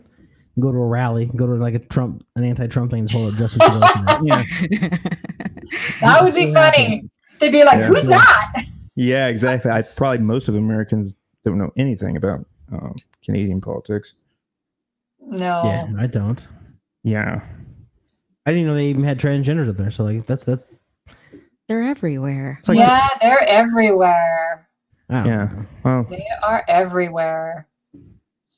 I know it's like I don't know. I don't have many encounters as far as I know. I'm sure maybe I've run into some. It's just there's such a small percentage of the population. It's just I don't. Well, you may not recognize them. Some of them may be quite passable. Yeah, that's what I was thinking. Is I'm sure I Asian lady have. boys. Yeah, What? We'll have to talk. We'll talk about this later. Oh, okay. but yeah, I'm sure. But it's just like it's not something that we're confronted with very much. Here, and especially in this this community, it's like it's not really talked about. You don't if you don't know anybody who's part of that community, it's hard to be educated about about it at all in any sense. So what is your partner's, I guess, preferred pronoun before I? She. Okay. So when you met her, Jessica. did you Jessica. know? Did you know beforehand, or was it something that came up as the relationship progressed? No, it was pretty obvious to me Okay. that they were trans. Yeah. Is it They're something like 6'2". Oh wow. Yeah. yeah, that'd do it. Yeah, I mean, I guess. It was the voice that gave it away for me. Okay. Oh, yeah. Yeah, I mean, I guess I have had. I had known a trans person, but I didn't know it until afterwards. Mhm. And then somebody had told me, like, "Oh yeah, you were talking to them like all wrong because they're actually a woman." And I was like, "Oh." But see, then someone makes a big deal out of it. It made the whole situation awkward. Well, it was like Had they never said anything, it would just been a regular conversation. I was just helping them move in, and I was like trying to hustle. I was like, "Come on, you got to grab this." I was just being bossy. And I guess they had, I don't know, a problem with that because I'm a man. Oh, I I'm a think man. you may have told me part of the story. You helped someone move on a date, right? It wasn't Was a that the- date, but it was or- just kind of Being nice. yeah. Okay. Yeah. To me, I don't care. People be who you want to be. Just be happy. Yeah. Mm-hmm. And just mind. Everyone needs to mind their own business. Yeah, some of them can be really I touchy agree. about the pronouns that you use. Mm-hmm. And Yeah. and some of them just don't care. Right. I mean, I feel like if you're a part of that community, kind of have to be an ambassador and have some patience. Just because most people just are ignorant and they need to be, educated. So. Oh, and what's funny is the ones that probably raise the most stink about it, if you knew their deepest, darkest secrets, would probably trump anything that they think the transgender community is doing. That's why they're projecting. I can't believe you're like this, but yeah, like I said, everyone who's racist needs to have a DNA test, and their predominant genetic race needs to be put on the driver's license. Mm-hmm. Now they'll remove all that stupidity about racism. Yeah, because like if I was a white supremacist and then I did my 23andMe and I saw that I was Nigerian, I mean, would I have I probably would have had some type of like breakdown, like some type of like, I would have had to have, I don't know how I would have reconciled that. Well, yeah, because your whole entire identity is based on you being a pure white individual. Right. And you go, oops, guess I'm not. Which is close to impossible for everybody on this planet to be pure white, since you're the end of the spectrum. Right. Oh, we all started as Africans. Yeah, yeah, yeah. And there's tons of supporting documents to do that, but people still don't. No, I don't believe you. Like, okay, yeah. There's literally huge pyramids that you can't explain, but how they got there. But somehow you didn't come from there. That's weird. And then as soon as they whiteified Jesus, that was it. Whiteified, yeah. Made him blonde hair, blue eyed. As soon as that happened, there was no turning back. You can't believe. Now, I've been praying to this guy my whole entire life. There's no way he's not who he is, because I believe he speaks to me. I think I saw like a recreation of what Jesus would have looked like, and he was definitely brown. Yeah, like right there at the edge of pretty much Nazareth and all that stuff is right next to Africa, right there on the east coast of Asia. Yeah, there's no way to avoid it. Like he just wouldn't survive as a pale white, blonde-haired, blue-eyed guy. Well, he would have at least had some sunburns. At least he'd be red. Yeah. My skin tone does not fare well in the more tropical climates. No, the albinos do not fare well in Africa either. Right? Yeah, the great white devil. Yeah. But yeah. I don't know. It's just, the transgender community is just so, I don't know, foreign to me. The only thing I've seen. Do you know who Buck Angel is? No, I'm not familiar with Buck Angel. There's a documentary. Like I said, I'm a documentary guy. There was, I don't know if it's still on there right now, a documentary. He is transgender, and that was like my first encounter with even like hearing about it, talking about it, seeing it, anything like that. So it was definitely eye-opening, but it's a very interesting documentary. They're fun people. They tend to be highly intelligent. They tend to be, very creative. They have incredible sense of fun, and they are all drama queens. They truly are. They like being the center of attention. And my partner really does not like hanging around with other transgender people because they don't like sharing the spotlight at all. At all. Interesting. That's just like Jeremy and other black people. What? Oh, come on. I'm yanking your chain. Says the guy who only hangs out with a black guy. Right. So, yeah, the only white person in your life is your grandma. Touche.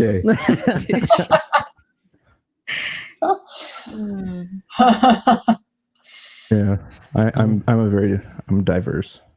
I'm diversifying. I just gotta find a Mexican friend now. And then you'll have all the colors of the rainbow. Yeah, right. Yeah. I don't think I know. I did the jiu-jitsu gym. Yeah. I have several Hispanic patients. I have more Hispanic patients than any other. Well, I have mostly white, but I have several Hispanic patients. No Asian patients. No, one black patient. Really? I know you were struggling to find black patients for a while. It's just a hard sell. Yeah. Because there's so much distrust in. It's funny because they have a distrust in the system / establishment. Mm-hmm. Even more distrust in an educated person that looks like them. This is a weird, just the way that they perceive educated black people, because they feel you had to give up something to get to that point. I would not have thought that at all. It's the crazy. I would have thought that they would have been happy to support one of their own. Right? That's what I'm like, I'm gonna kill him. I'm going, nope, they want nothing to do with me. And the shock that they get when they walk in, they see that I'm black. Oh, I remember I had some patients with a mom. The son was coming to go to DU, and the parents were coming to find him a new chiropractor. And when they walked around the corner, I walked around the corner first, did something, and then came back. And then they're out in the lobby talking about, he's black. I don't know. Like, he's black? Yeah, he's black. Oh my God, he's black. And yeah, like these were other black people talking. Yeah. Okay. And they were educated. They were both, the parents were educated, but they were dropping off their son to go to college, and they were coming to find a good chiropractor so they could pay for him to get care because he was an athlete. And they were ecstatic, but they were also shocked that I was a black man when they came around the corner. They're just not like, it's just mind blowing. But even I noticed too, what we've talked about in the past, that I started at community college, and the higher I got up in education, the whiter it got. And it's just not because then, community college, first, second year, black people, minorities, brown, everywhere. And then at some point they just fall off. And I remember I walked into orientation at Sherman, and there was a table with two other brown people. And I was like, oh my God, one was like Brazilian, and the other one was black. And we're still friends to this day, but I was hoping Alvarez was his name, and he turned and spoke in Spanish like, oh no, we're down to one. And it was one thing, and when I started my first year, I was one of 7 on campus. One of 8, excuse me. I was one of 8 on campus. There were 7 others. How many students were enrolled? 1,000. Did it get more male as well as you got to the top? Yes. And that I can't explain, and I don't know why, but I know and it's weird because I struggled, because graduate school is a whole other animal.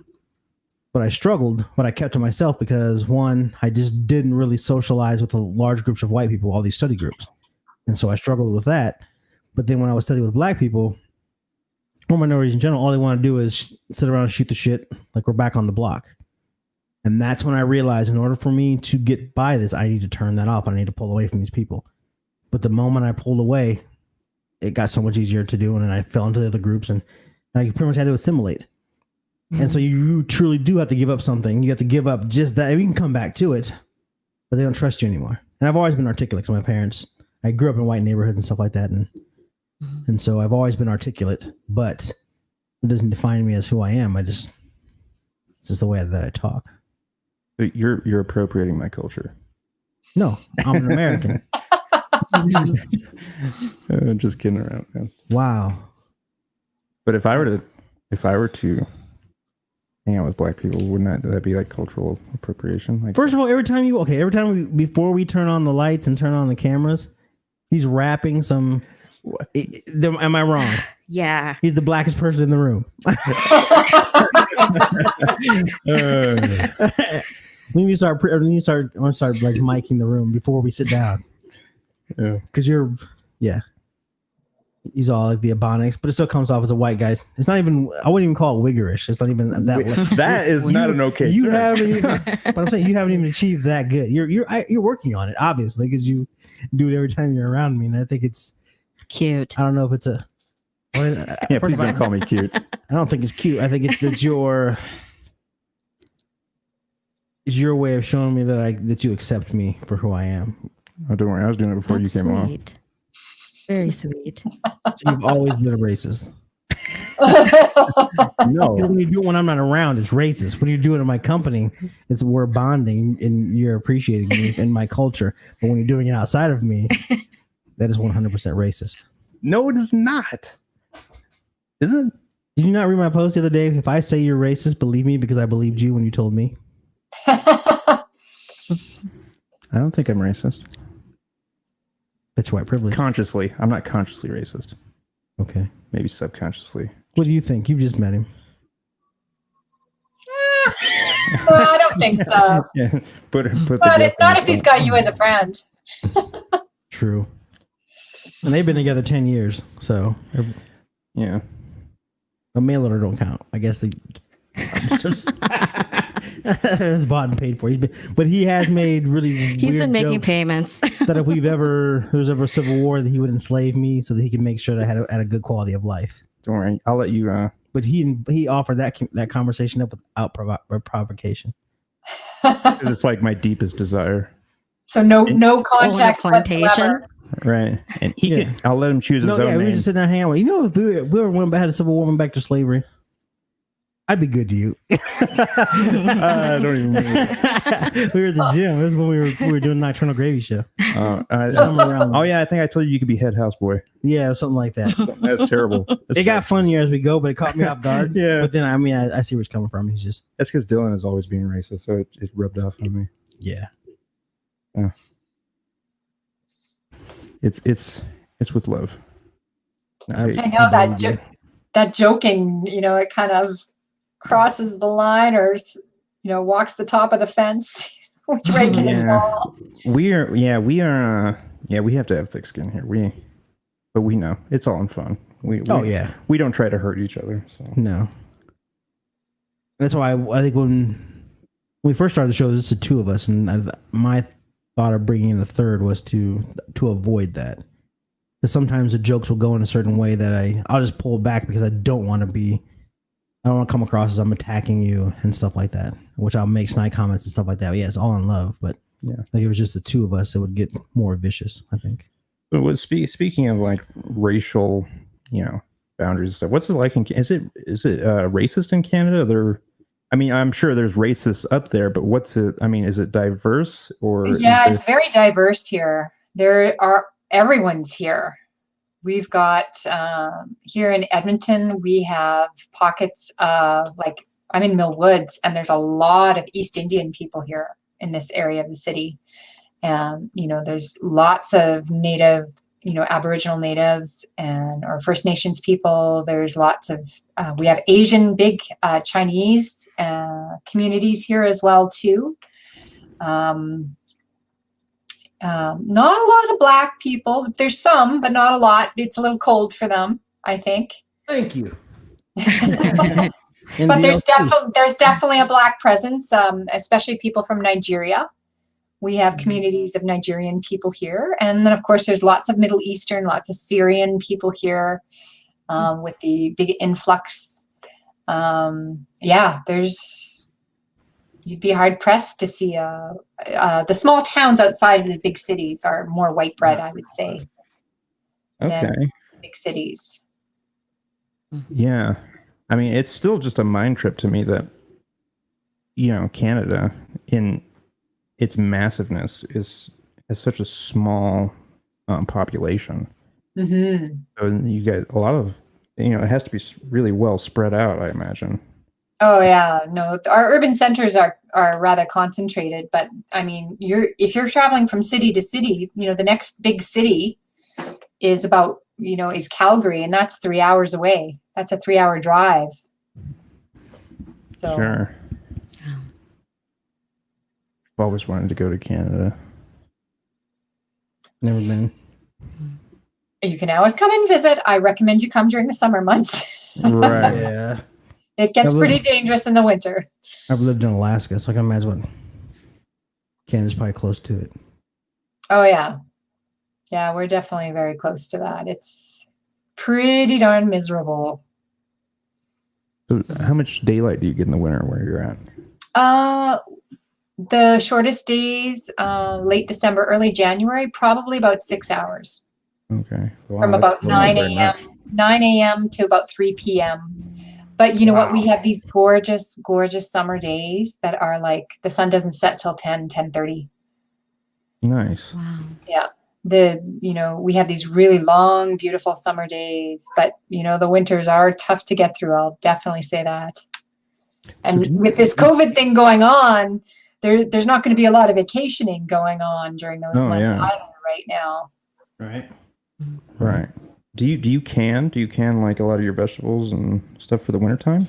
Well, as a primal dieter, I don't can. I eat everything fresh. But what I have done, and it's not necessarily primal diet, this is another aspect of some of the things I've experimented with. But I've made raw unsalted sauerkrauts, and I've seeded them with antibiotic-resistant probiotics. The probiotics I've used is the Vita Biosa And you have to make sure that it has the leuconostics pseudomesenteroides on the list, on the ingredient list, because that's the special one that does the trick. And then the other one, right? Yeah. That was really long. it's a long name. And then the other one, the other probiotic is Ultraflora Integrity from Metagenics, and it's a Lactobacillus salivarius. It's a colonizing bacteria. And those two, like the Vita Biosa was wonderful because I could start forming stool again. And, the first day I tried it, the next day, my brain felt so much more clear. And, I felt like I digested my food so much better, like I was getting more out of it.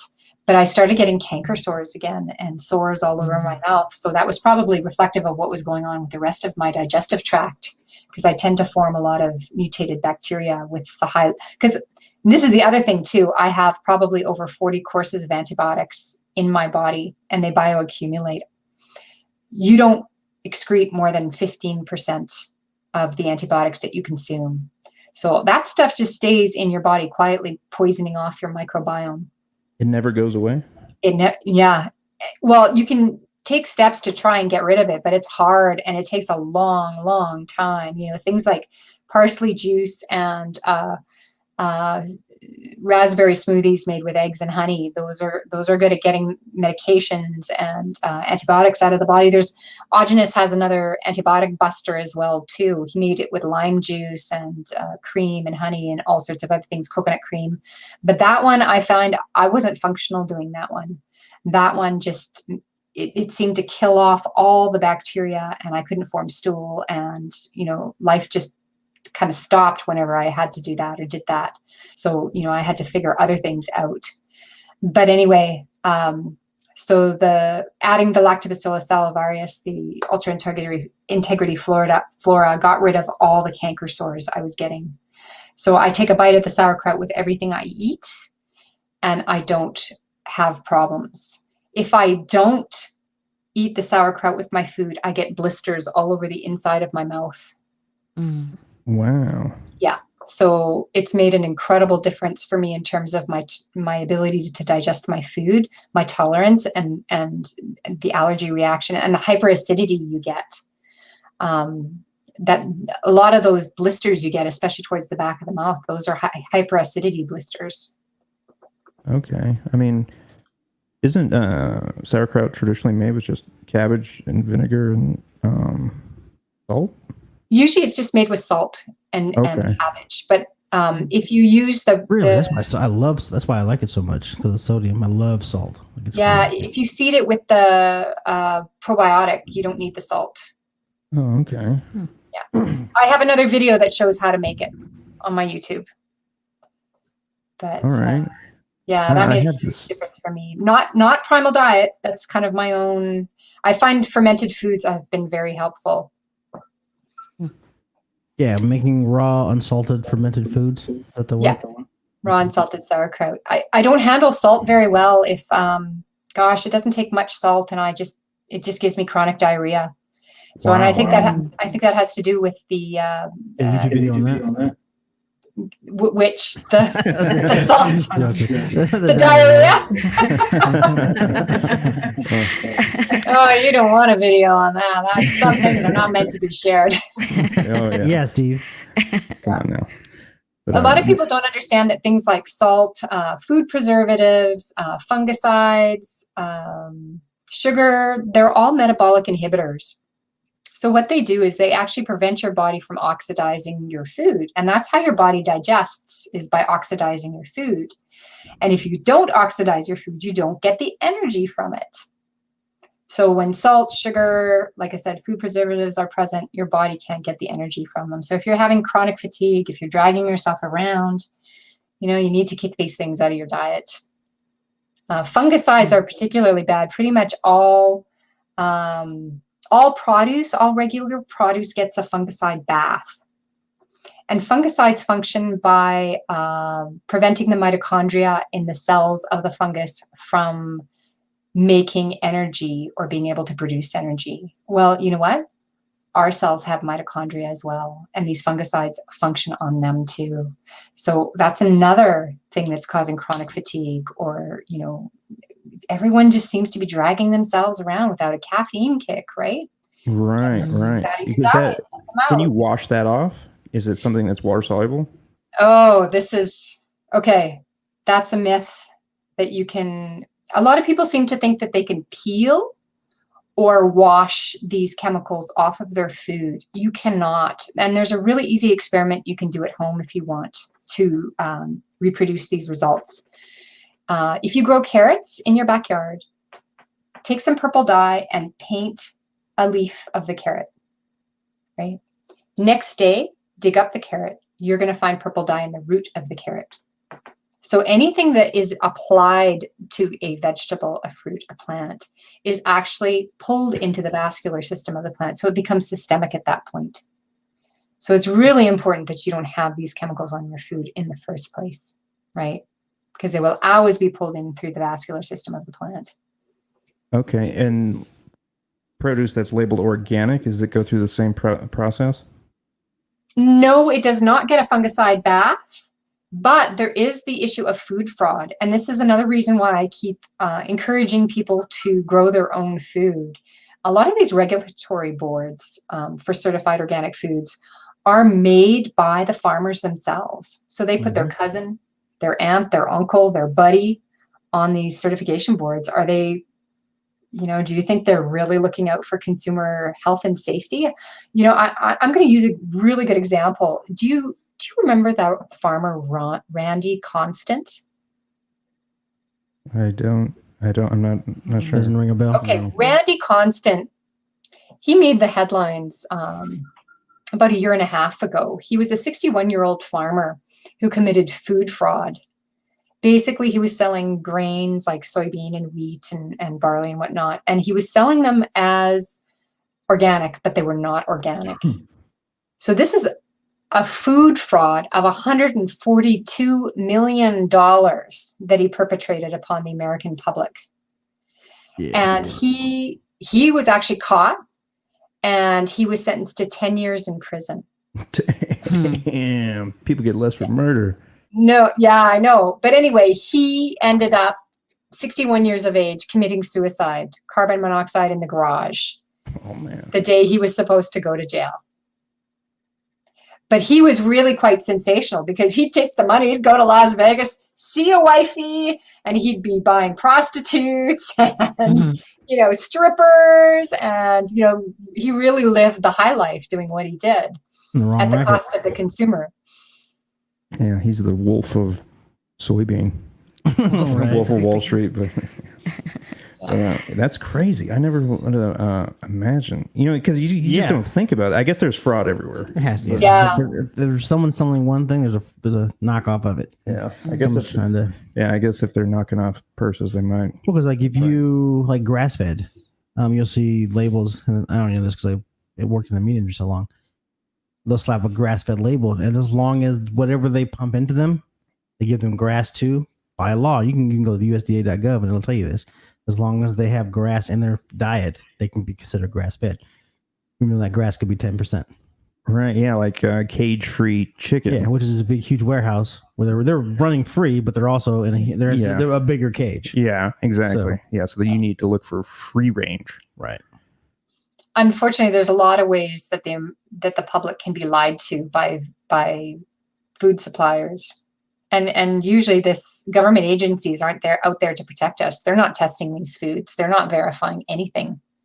We're on our own. If I make $1 billion and I know that if I get caught, I'm going to be fined $1 million, it's worth it. Right.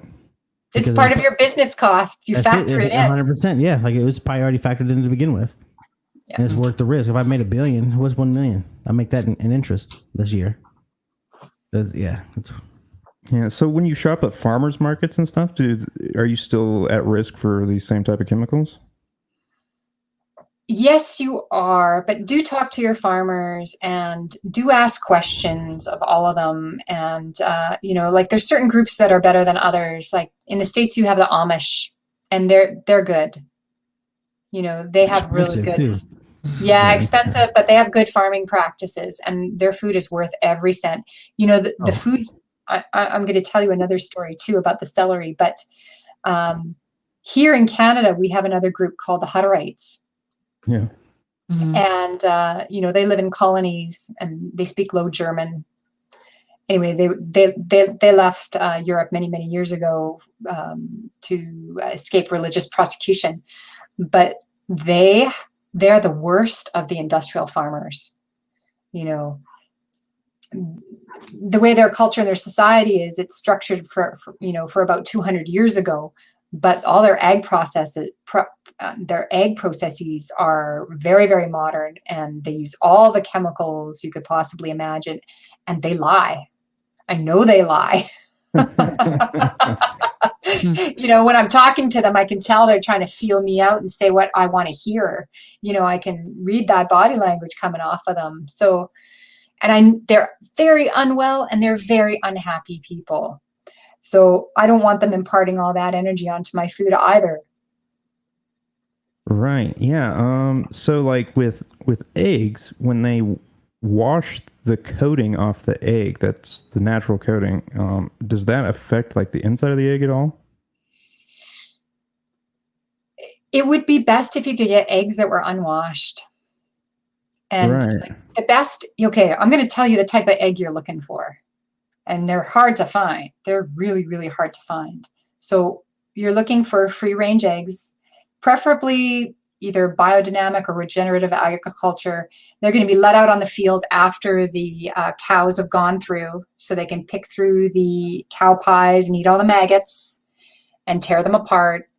And they're also eating the grass and the bugs, the grasshoppers, et cetera, and the eggs are fertilized. So there's roosters around, and basically you have double the amount of healing DNA at that point, and the life-giving property of something like that is exponential, right? Okay. Because you just have an egg and a sperm before, right? But when you put them together, wow, you get something else, right? Something, like I said, exponentially more life-giving at that point. And some of the best eggs I've ever had were fed meat scraps. So they also had a bovine or cow operation, and then they would throw a lot of the meat scraps to the chickens too. Chickens are not vegetarian by any means. They have a sharp beak. So they're carrion. They will pick at the dead if they can, for sure. And I know, like, I raised chickens myself for about 3.5 years. And let me tell you, when they start pecking at each other, that's not natural. And that is a protein deficiency. One of the things I did to help combat that was if I'd be heading home and I'd see a dead porcupine on the road, I'd throw it in the back of my car and I'd bring it for the chickens. I'd cut open the porcupine belly, open it up for the chickens. And I kid you not, they would clean that thing down to the hide. And then there was no more pecking of each other. They didn't peck each other anymore. And we'd have the best eggs. The yolks were orange. We used to call them porcupine eggs for the next week. Wow. I never realized chickens. Never realized that. You never think about chickens eating meat. No, just think they eat grain. Grew up on a farm. Yeah, you just thought you'd go out and, which is funny because they are vicious towards each other, but I had no idea that was the reason they were doing it. Yeah. And they'll tear apart mice or rodents if they get the chance. You see a mouse in the chicken coop, man, they're after that thing. I was going to get a cat. So give me a chicken now. Big black cock. Just let him out, loose in the house. Of course you would. Yeah. You know what? Roosters are nasty for a reason. Roosters are very nasty for a reason. Like, I can understand why farmers don't want them around. I've been attacked by roosters a few times. But the first time I butchered a rooster, I remember the testicles were the same size of a human male. And I'm like, no wonder they're such assholes. What are you oohing about? They're choking on testosterone. I had no idea that they were that big. They were huge for that size of animal. That's a lot of testosterone for a little bird. Yeah, I suppose it is. Yeah, the things you learn. I couldn't handle the cawing at the crack of dawn. That would have drove me insane. But if you're already up, like, you got to think back in the day, you got up when the sun came up because you only had a certain amount of daylight to. Because at night things ate you in the night. Once upon a time. And so farmers get up the crack of dawn because if you're burning daylight, right? So I guess it wouldn't phase you. Me, I'm a night person. So yeah, I'd choke his ass out. You'd be the first one in the pot. Mm. Yeah, he's rotisserie. Right. Him and his big balls. Right. And make a necklace to show, Make a the, necklace. show the God, I other witches can't out there. believe I'm how in big business. those balls were. This is from a big black cock. Hey, what's that around your neck?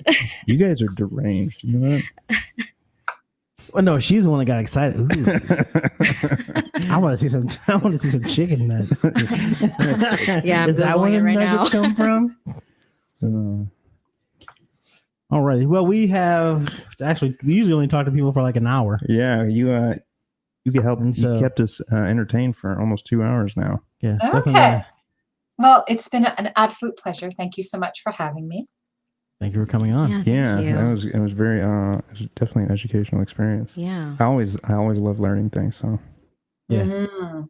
Well, there's definitely much to be learned. You can always find Aajonus Vonderplanitz has 2 books, The Recipe for Living Without Disease and We Want to Live.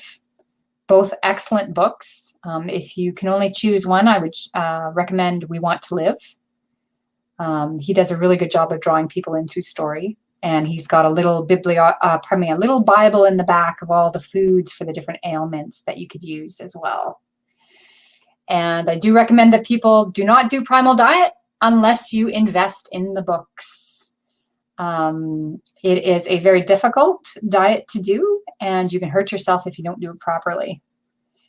So it's nothing you want to do hearing about rumors from people here and there.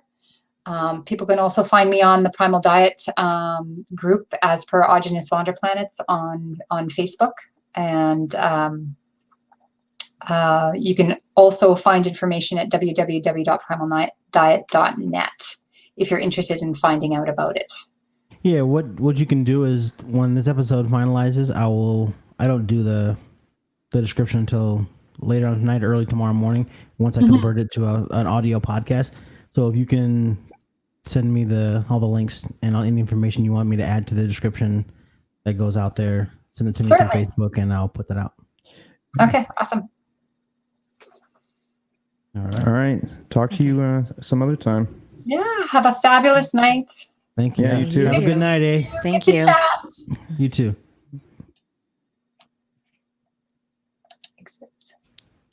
You kick her out or not? I'm tired of her.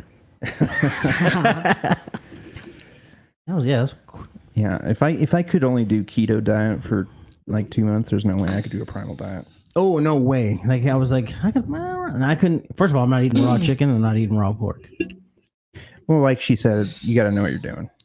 I'm sure there's a correct way to do it. And Being a butcher, I can't do it. The things that I've seen that are in those animals, because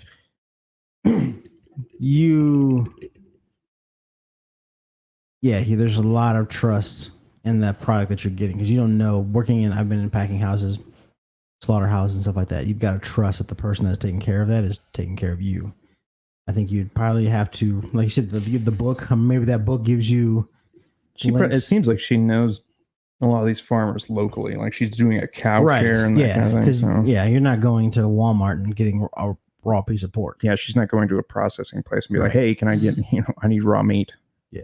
Because when you get those big giant hog houses, those warehouses for hogs. I mean, there's got to be tons of parasites in there. Oh, yeah, an abscess. I'm just blowing my phone up now. I'm sending me all the links. But yeah, keto was hard enough, and that was cooked. Oh, going vegetarian was rough. Yeah, that's why we went pescatarian this time, is because I knew we were gonna want meat. And That I could, but I really enjoy steak. I could give up chicken. I could give every other part of the chicken but the wing. But there's not a lot of meat on a wing. But nowadays they're making the wings so big and they don't cook right. But beef would be really hard to give up. yeah, And I like my steak rare, so I could probably eat raw meat if I got it fresh from the butcher. Or from the yeah. farmer. When I worked at the sushi place, we would get Kobe beef, and there was a dish that's like sushi, and normally it's cooked, but the sushi chef would leave it raw for me because that was the traditional way to have it. It'd be just these really thinly sliced pieces of beef with like this, but it's delicious. with like this citrus lime. I can't remember. It's like soy sauce and lime juice. It has a very specific name, but that and like a jalapeno and a like piece of ginger. It was really good. I don't like ginger. You don't have to have the ginger, but it's got like a sounds jalapeno and like amazing, a piece of cilantro on it. Like a real thing, almost like beef jerky thin and Super thin. Yeah, probably super tender thin. and Yeah, it's really good. delicious. Yeah, that's the only time I've eaten raw meat, like completely raw. I eat raw hamburger all the time when I cook it. As I'm cooking it, doesn't faze me. I grew up that way. So It used to gross me out until I tried it because my grandpa would do it just to gross you out. Like raw hot dogs. You eat raw hot dog as a kid? They're delicious. I've never gotten a hot dog that wasn't pre-cooked. Oh, next week we're having raw hot dogs. You don't eat it. I'm joking, but you don't just eat raw hot dogs. As you're cooking, you're about to drop them in the plate or whatever. You just grab one. I think this is just a con to get me to suck penis, so I'm not going to do that. Wow, why you take it there? That's what I'm saying. And now, I wanted to like turn to Jenny to find out why she's so excited about chicken nuts. But then you dropped that. I didn't want to make it inappropriate to talk to her. You talk about me. Well, you brought up your penis. fucking Sucking big black penis. cock. That was hilarious. That was a good. That was perfect timing on a. The whole time when she started talking about chicken, oh, there's a cock joke in here somewhere. And as soon as she said, I was waiting to pull the trigger. But that's for entertainment value. But I have some BBC out in the garage. I'm sure you do. So we need to address why was you so excited I grew up on a about farm. chicken balls? And I don't ever remember seeing a rooster's nuts. Well, you weren't looking either. So, Right. I mean, we were butchering chickens, which was a little traumatizing as a child, having to cut off chicken heads and then pass it to the next person. Right. But And yeah, do the we ate ritual. everything in the chicken, and other than the guts, And I didn't know that they had balls that big. Well, you probably don't know their balls when they're chopped up and put in the stir fry. You don't Yeah. stir fry them. Put it Teddy, in soup or something. Here's some chicken grapes. Chicken grapes. You probably eating Oh, them raw. yum. Probably eating them raw. I love these. Here's your reward. So juicy. Here's your reward for chopping the chicken's It's all head bloody. off. Right. Oh, veiny. Ugh. Yeah. We don't eat the guts, but we eat the nuts. That's the slogan for the farm. Um, You ever watch? You probably not. You're probably way too old for this show. But you ever watch Viva La Bam? Yeah, I was already. The spinoff of the Jackass Yeah. show. So they were. So is Bam Margera, and he was one of the Jackass crew, and I saw the episode where he had the alligator in the house. That's what I'm saying. Like that Right, was stupid. so- Like, why would you do that to your parents? Bam Margera, the skateboarder, and he started doing like those home stunt videos, prank videos before Jackass. It was called CKY, Can't Kill Yourself. And then it transferred. Then he met like Johnny Knoxville and everybody else, and then it turned into Jackass. And then after Jackass was over, then you got Wild Boys and Bam and Viva La Bam. But anyways, all this stuff was like all this, hijinks and antics, whatever, were with his family, and like he had this uncle named Don Vito, and he was like this really big fat guy with a fucking lazy eye, and they were on this road trip to I can't remember where, New Orleans, I think, and they stopped at like this tiny gas station in the middle of nowhere, and they had pickled chicken balls on the counter for sale. Like it was probably like pickled pig's feet. It was in a brine. And he started just eating them without knowing what they were. They didn't tell him. Why would you not? Because he's a fat guy. He eats anything. Okay, but still, like if you set a plate in front of me plus it was on the Bam or the Wild whatever show it was on, you already got to know anything that comes to you and presented to you, you got to be suspect. Yeah. If you say, "Hey, Jeremy, try these," no fucking way. Unless I go through the trash and I see the package they came in. You wouldn't eat pickled chicken balls? what? First of all, no, I don't like pickled beef or meat products. Mm. I don't know. That's where I draw the line. What Love- about fermented meat? Not a fan. Like I'm just not. Fermented meat? Ugh. Like fish and stuff. I enjoy a pickled herring, You- but that's it. Mm. You like pickled herring? No. A lot of people don't. No. Have you ever had it? I've never had it. Oh, it's nasty. delicious.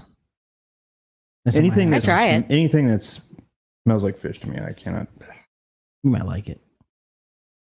But the market fluctuates as far as price. But I get the one in the wine sauce, and it's like it has the pickled herring like fillets. They're about, like I said, like a regular like a chip, about that thick. And the salt and have onions. Do you like onions? Oh, yeah, fuck yeah, they're delicious. You don't like onions? You pick them out of your soup. I like the onion flavor. Yeah, you don't have to eat the onion out of the thing. Hey, Okay. Just double checking your. maybe she had a bad experience with soup. Well, technically, she didn't. Her uncle did. But... Yeah, but still, and apparently, it was delicious. hey, they had onions. But wait, because that's where she stored did the onion fall out? Is that when you were making the soup? No, that's where. Ew. Let's not go there.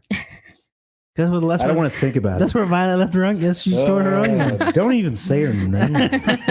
Violet, we say your name. Yeah, well, she's a legend somewhere at least. We immortalized on the album. Queen of prolapse. Oh, and it's the cervix dropping down. Oh, Because okay. I had to look this up. I'm like, there's only one thing in there that would come out. I mean, Why must we continue? but again, it's not something that like There's was very few discussed things in I like to school talk and about. anatomy. Like it doesn't apply to like my scope of practice. So even when we glance like pediatrics and the geriatric courses, you would glance over things that could go wrong, but they're things that I would never come in contact with. Now that happens when you have too many kids, I'm guessing. And gravity, yeah, this Gravity. That shit and just goes wrong, and 10-man gangbang, probably. yeah, I would assume.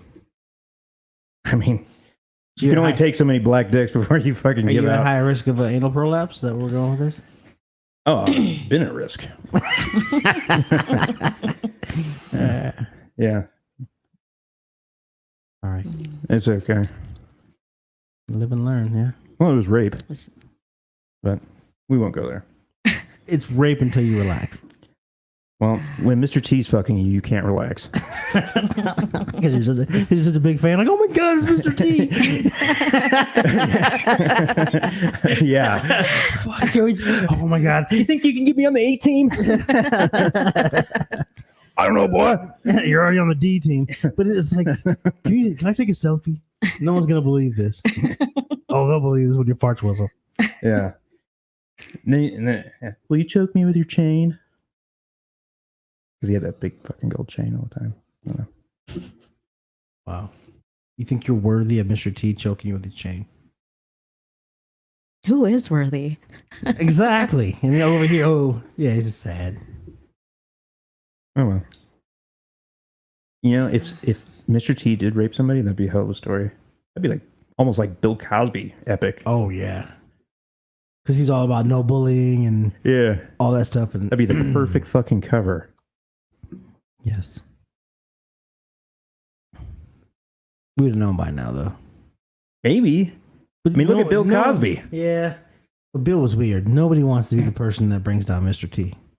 Nobody wanted to be the guy who brought down fucking. Bullshit. There's It like wasn't a guy that He brought was him the down. neighborhood black father. there was like.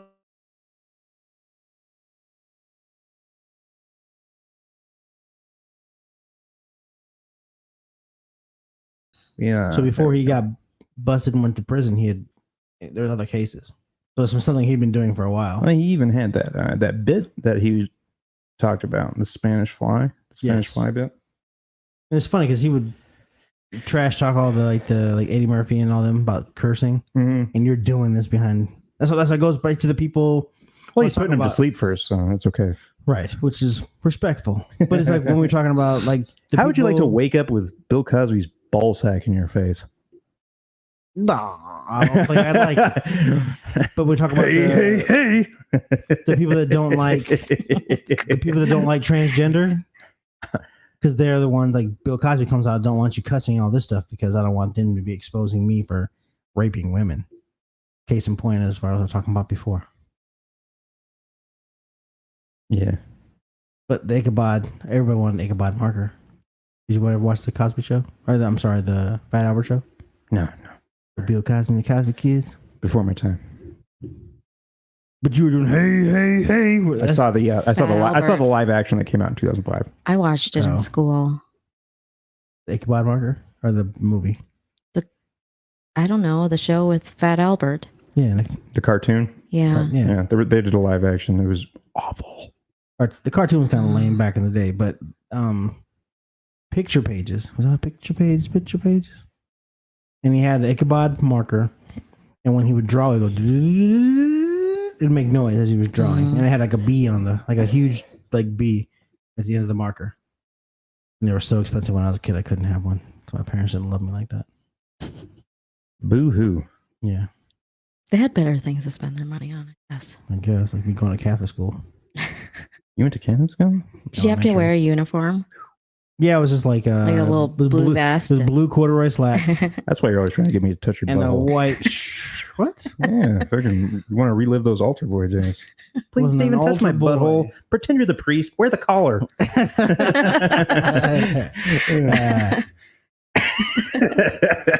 Bro, I said that in confidence. My bad. I'd at you sometime. It's okay. God's gonna get you for that. Jesus is watching.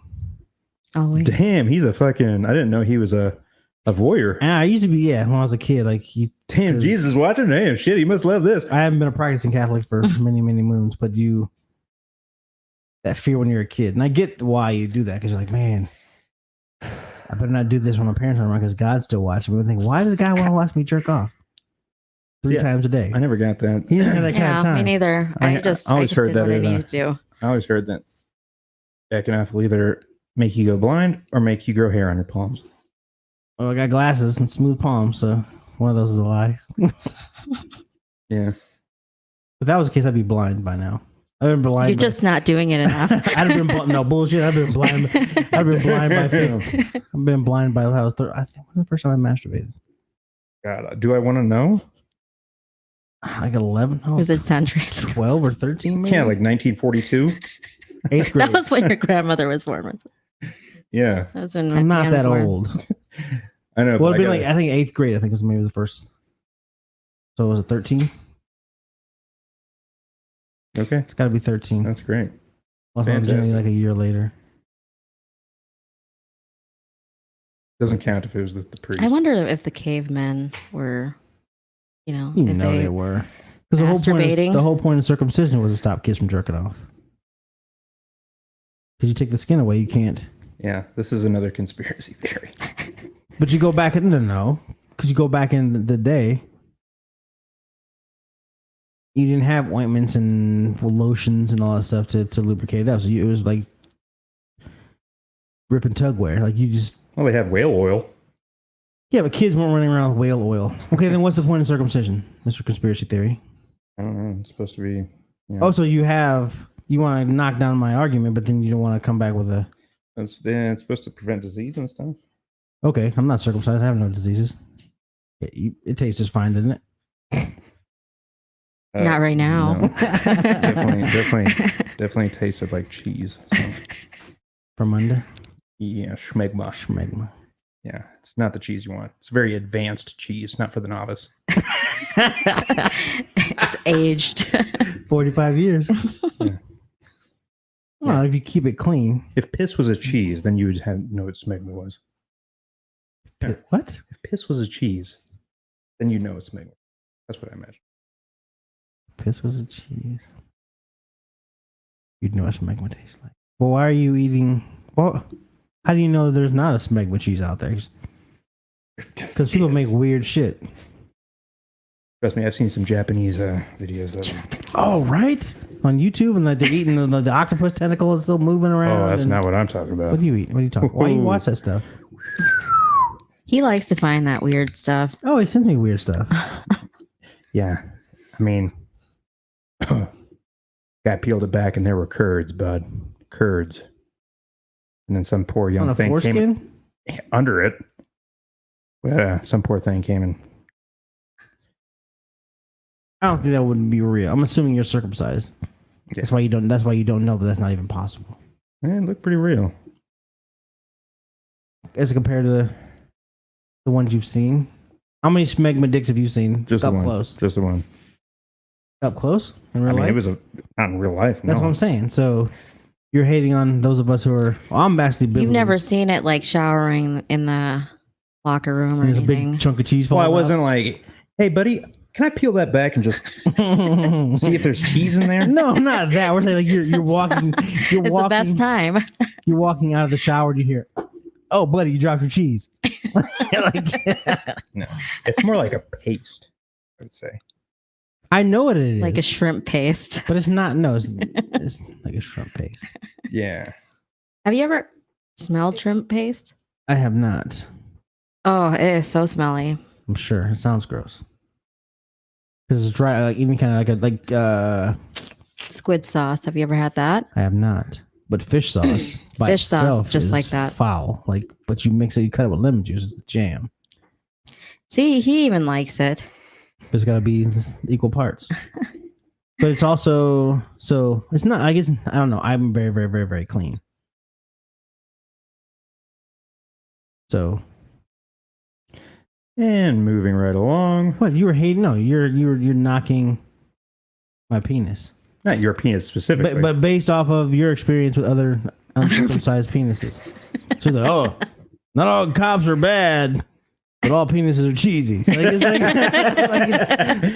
like you just pigeonholed and put us all in one little box because you saw one video at chunks, which seems disgusting. There's not a lot of room there to be chunky. Okay. And even like in the field, the military, when you don't have time, you can't shower every single day. It doesn't get really, really, really bad. So, all right. I'm sure you play somewhere on the better end of the spectrum. So I'll give you the benefit. I am the standard, sir. Okay. Because my mom used to have to clean my penis. Because when you're a kid, because I go there like the infections, but again, there was maybe a 2 to 3 month phase, kindergarten, first grade, and where I wouldn't clean it because you're a boy. You know, I got shit to do. I got time to be pulling skin back and clean. I would still take a bath and do all that stuff, but you don't pull it back and scrub because it tickled. And so it's more like TMI for people that are watching this. But my mom would then have to come in and pull the skin back, and it would hurt so fucking bad. It'd be red and swollen, and then she'd wash it with a wash rag. Oh, And then eventually humility, like, oh my God, my dirty ass, my mom has to clean my penis. That's embarrassing. how old were you? Probably 6 or 7. 21. Okay. I was gonna 21. say. Thursday? Man, I can't wait till she cleans it again. Man, I can't wait. She does it real good. Can't wait for the next infection. Way better than that priest. Priest didn't do that. You didn't spend a lot of time. When at Catholic school, you didn't spend time with the priest. Okay. Just Were the you nuns? beat? No. Oh, yeah. Like the fucking wooden spoon in the palm of the hand and shit like that. Yeah, it was Miss Shrek. Miss Shrek? And like you look back now, oh, I miss you so. Like, no, I don't miss you at all. Like you were an evil bitch. But I don't know. I turned out okay. But anyway, to go back, like when let your grandma clean your It turned penis. out okay. Let your grandma clean your penis once and see how Self-affirming. clean it gets from that point on. Like, I'm sure she would do a thorough job. And yeah, because She's a thorough woman. you're little Steve. What's she call you? What's her name for you? Steven. I've never had a nickname with her. She doesn't love you. I'm sorry for that. It's okay. But I don't bond well with people. I love you, bro. Thanks. You're fucking Steve to me, so Fucking Steve. fucking Steve Okay, I'll take that. with a PH. Steve. Steph. Steve. Steve? Steve. The other time you see me type your name, like, oh, you spelled my name wrong. I spell it with a PH. Because I'm strong enough for a man, but made for a woman. But, and so, like, motherfucker, I don't give a fuck if it's a V or a P. I'm not going to call you Stephen. But for now, I'm going to call you Steve. Because in my mind, you're Steve. When I type your name, I type out Stephen.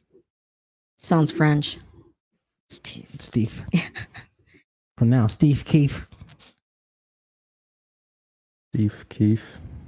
Like the retarded Steve Keefe. Yeah. When you rap, you sound just like a Steve Keefe. I'm sure. Why you're hating on me. But anyway, so my hygiene comes from that. That's why I'm such a clean person today. Yeah, it's traumatic. Oh, it's horrible. Because it was one from being excruciating because it was red. Like, I don't want to know how fucking red it was. Jesus. I'm sure there's people who have never pulled it back. Oh, and there's people And who then can't. the foreskin just kind of like shrinks. But I'm biblically trimmed. So they just took a little bit, like this, they made it nice and neat. Oh, See, a lot of people don't know the difference. No, biblically don't Google trimmed. this, please. I don't need to Google it. I'm sorry, I have a picture on my phone. Biblically true. Oh, Why trim all the way when you can go biblical? So when she's talking about I got the eating Jesus raw cream and got sucking the boob Jesus milk, cut. that's not disgusting. But as soon as I want to educate you about my life, I just don't like thinking about a red raw penis and then imagining it on you. but don't imagine a red raw penis on me, buddy. I can't. You're forcing it into my mind. Okay, close your eyes. Think of I'm gonna close my eyes. It's gonna make it worse. no, close your eyes. You look. All I can think is Remember- Red Rocket. Red Rocket. Yum. remember the career criminal. You played the game with her. So now imagine it, a naked man with a thick brown foreskinned penis. But again, I'm biblically, look at you. You're smiling from ear to ear. So now you look at the same penis. How much to eat your own foreskin after it's been cut off? How much what? How much money would it take for you to eat your own foreskin after it's been fried? Oh, They cut it off, they fry it. How much money for you to eat it right now as a grown man? Let's say you got circumcised yesterday. and they deep fried my Foreskin. They said, okay, they're hunging rings, by the way. they're gonna feed it to you, but you get some money out of it. How much is it gonna take? Base cost. I don't want to sound greedy because you'll drink piss for $1,000. Oh yeah, piss is sterile. You'll eat ass for 6 months of jail. It's not sterile, but it's still clean. So how do you think stuff gets out of your body?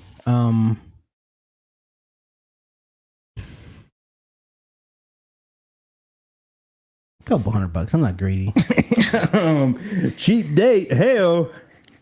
because you got to think in order for me to. Because one is, I can grab a glass right now and give you a glass of piss.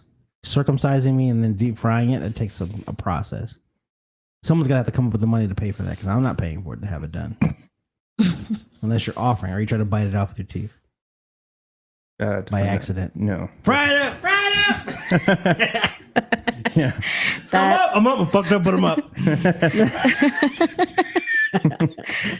No. We'll just chloroform you first. Yeah. Yeah. But it's not. See, I don't know if I could be retrimmed because you won't let me show you a biblical trim. So Well, just take the it's tip. Hard to. That's a biblical trim. So when I mean the full tip. of the I'm talking like you're gonna be 2 inches shorter when we're done. why would you do that to me? Just to compensate for my own insecurities. I'm projecting. Yeah, always. So it's my chance to. Why are you insecure about my penis? I'm not, but it's my chance to equalize it. Have you seen it? No. Oh, okay. No. Equalize it. You guys are talking very intimately about it. I'm just kidding. It's okay. If there's ever a time where I chloroform you, I won't chop off the end of your penis. Don't worry. Please don't. You can look at it, but just don't. Okay. But make sure I'm not wearing my jockey underwear that day because it's harder to get out. That's the one with all the Hershey stains. They're black. There's no stains. They're black. First of all, if I'm cleaning my red penis to the point where it doesn't get affected again, I'm cleaning it all. I don't know where whatever made it red. What do you came clean from. it with? Peroxide? Coffee enema. Bleach. Bleach. No, I'm just joking. You're an anal bleacher? So your penis is like one color and then another color. It's like 3 shades. It's natural.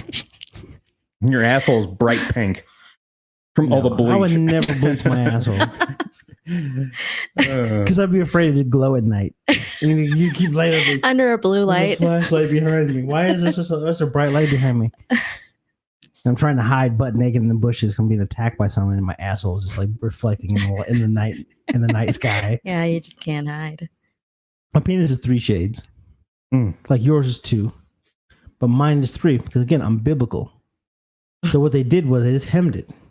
It's like this is kind of ugly. Let's just go ahead and trim a little bit up on the end, make it presentable, and send him out into the world. So it's still when I'm flaccid, I look like I'm not circumcised, but when I'm erect, I look like I'm circumcised. Nice. It's not until you grab it and try to pull it do you realize there's skin there.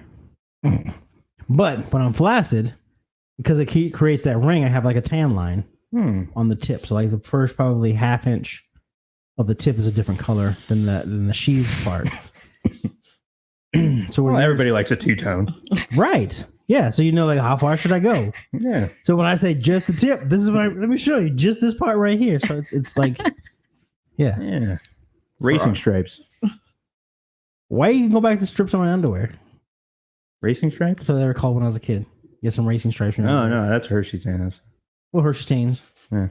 Racing stripes. Skid mark. Duty wounds. But I've worn colored black underwear since like the football days. So you go home white under whitey tighties and you got that green brack. I don't know. I like to use that brack. Green, brown, or black strip from playing football in the grass. Was that a racial thing? You looked right at me when you said brack. No, I'm trying to be conscious of like because it started off the first 10 episodes. I looked like this. White? No, look towards Steve, and I still do it when we're interviewing somebody. We'll end up locking eyes, and we'll have conversations like, "This is awkward. There's somebody over here, and there's somebody over here." So I keep forgetting. I try to be conscious to include you into as far as the conversation. I can still talk to you and have a conversation, but it's weird to go there because the first you came around 10.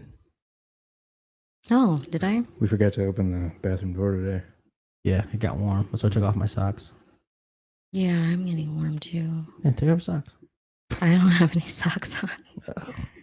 You have socks on? I could take my shoes off, but it probably will not smell very good in here. Wow. Is that why your ears stink? Is that what my ears stink? She's not rubbing her sweaty feet on my feet, ears. okay? No, I think it's a condition, putting her feet actually. on your shoulders. Think so? Sweaty feet. Do you wash your feet all the time? Do you scrub them when you bathe? Well, yeah, when I take a shower. Don't. It sounds gross, but stop. That's why they stink. Oh. Your feet are meant Explain. your feet are meant to walk on the ground, right? So whenever you have like an issue with something, go back to how was the body intended? What was the use of this particular appendage or whatever? So our feet are meant to be hard and callous so we can walk on the ground. Somewhere along the line, we became civilized, quote unquote, and now we got to wear socks and shoes, and we trap all that moisture and all that stuff inside of our feet. Then you'll go scrub all the keratinized skin that wants to be hardened. You'll scrub all that off, and so now you have. Justin commented, he said, laughing my ass off. Oh, way to drop the fucking ball, Jen. I saw that. Oh, when? I did. You saw that 20 minutes ago. Sorry, You were Justin. just so busy talking about your UCD. It was only like 5 minutes ago. My UCD. Wow.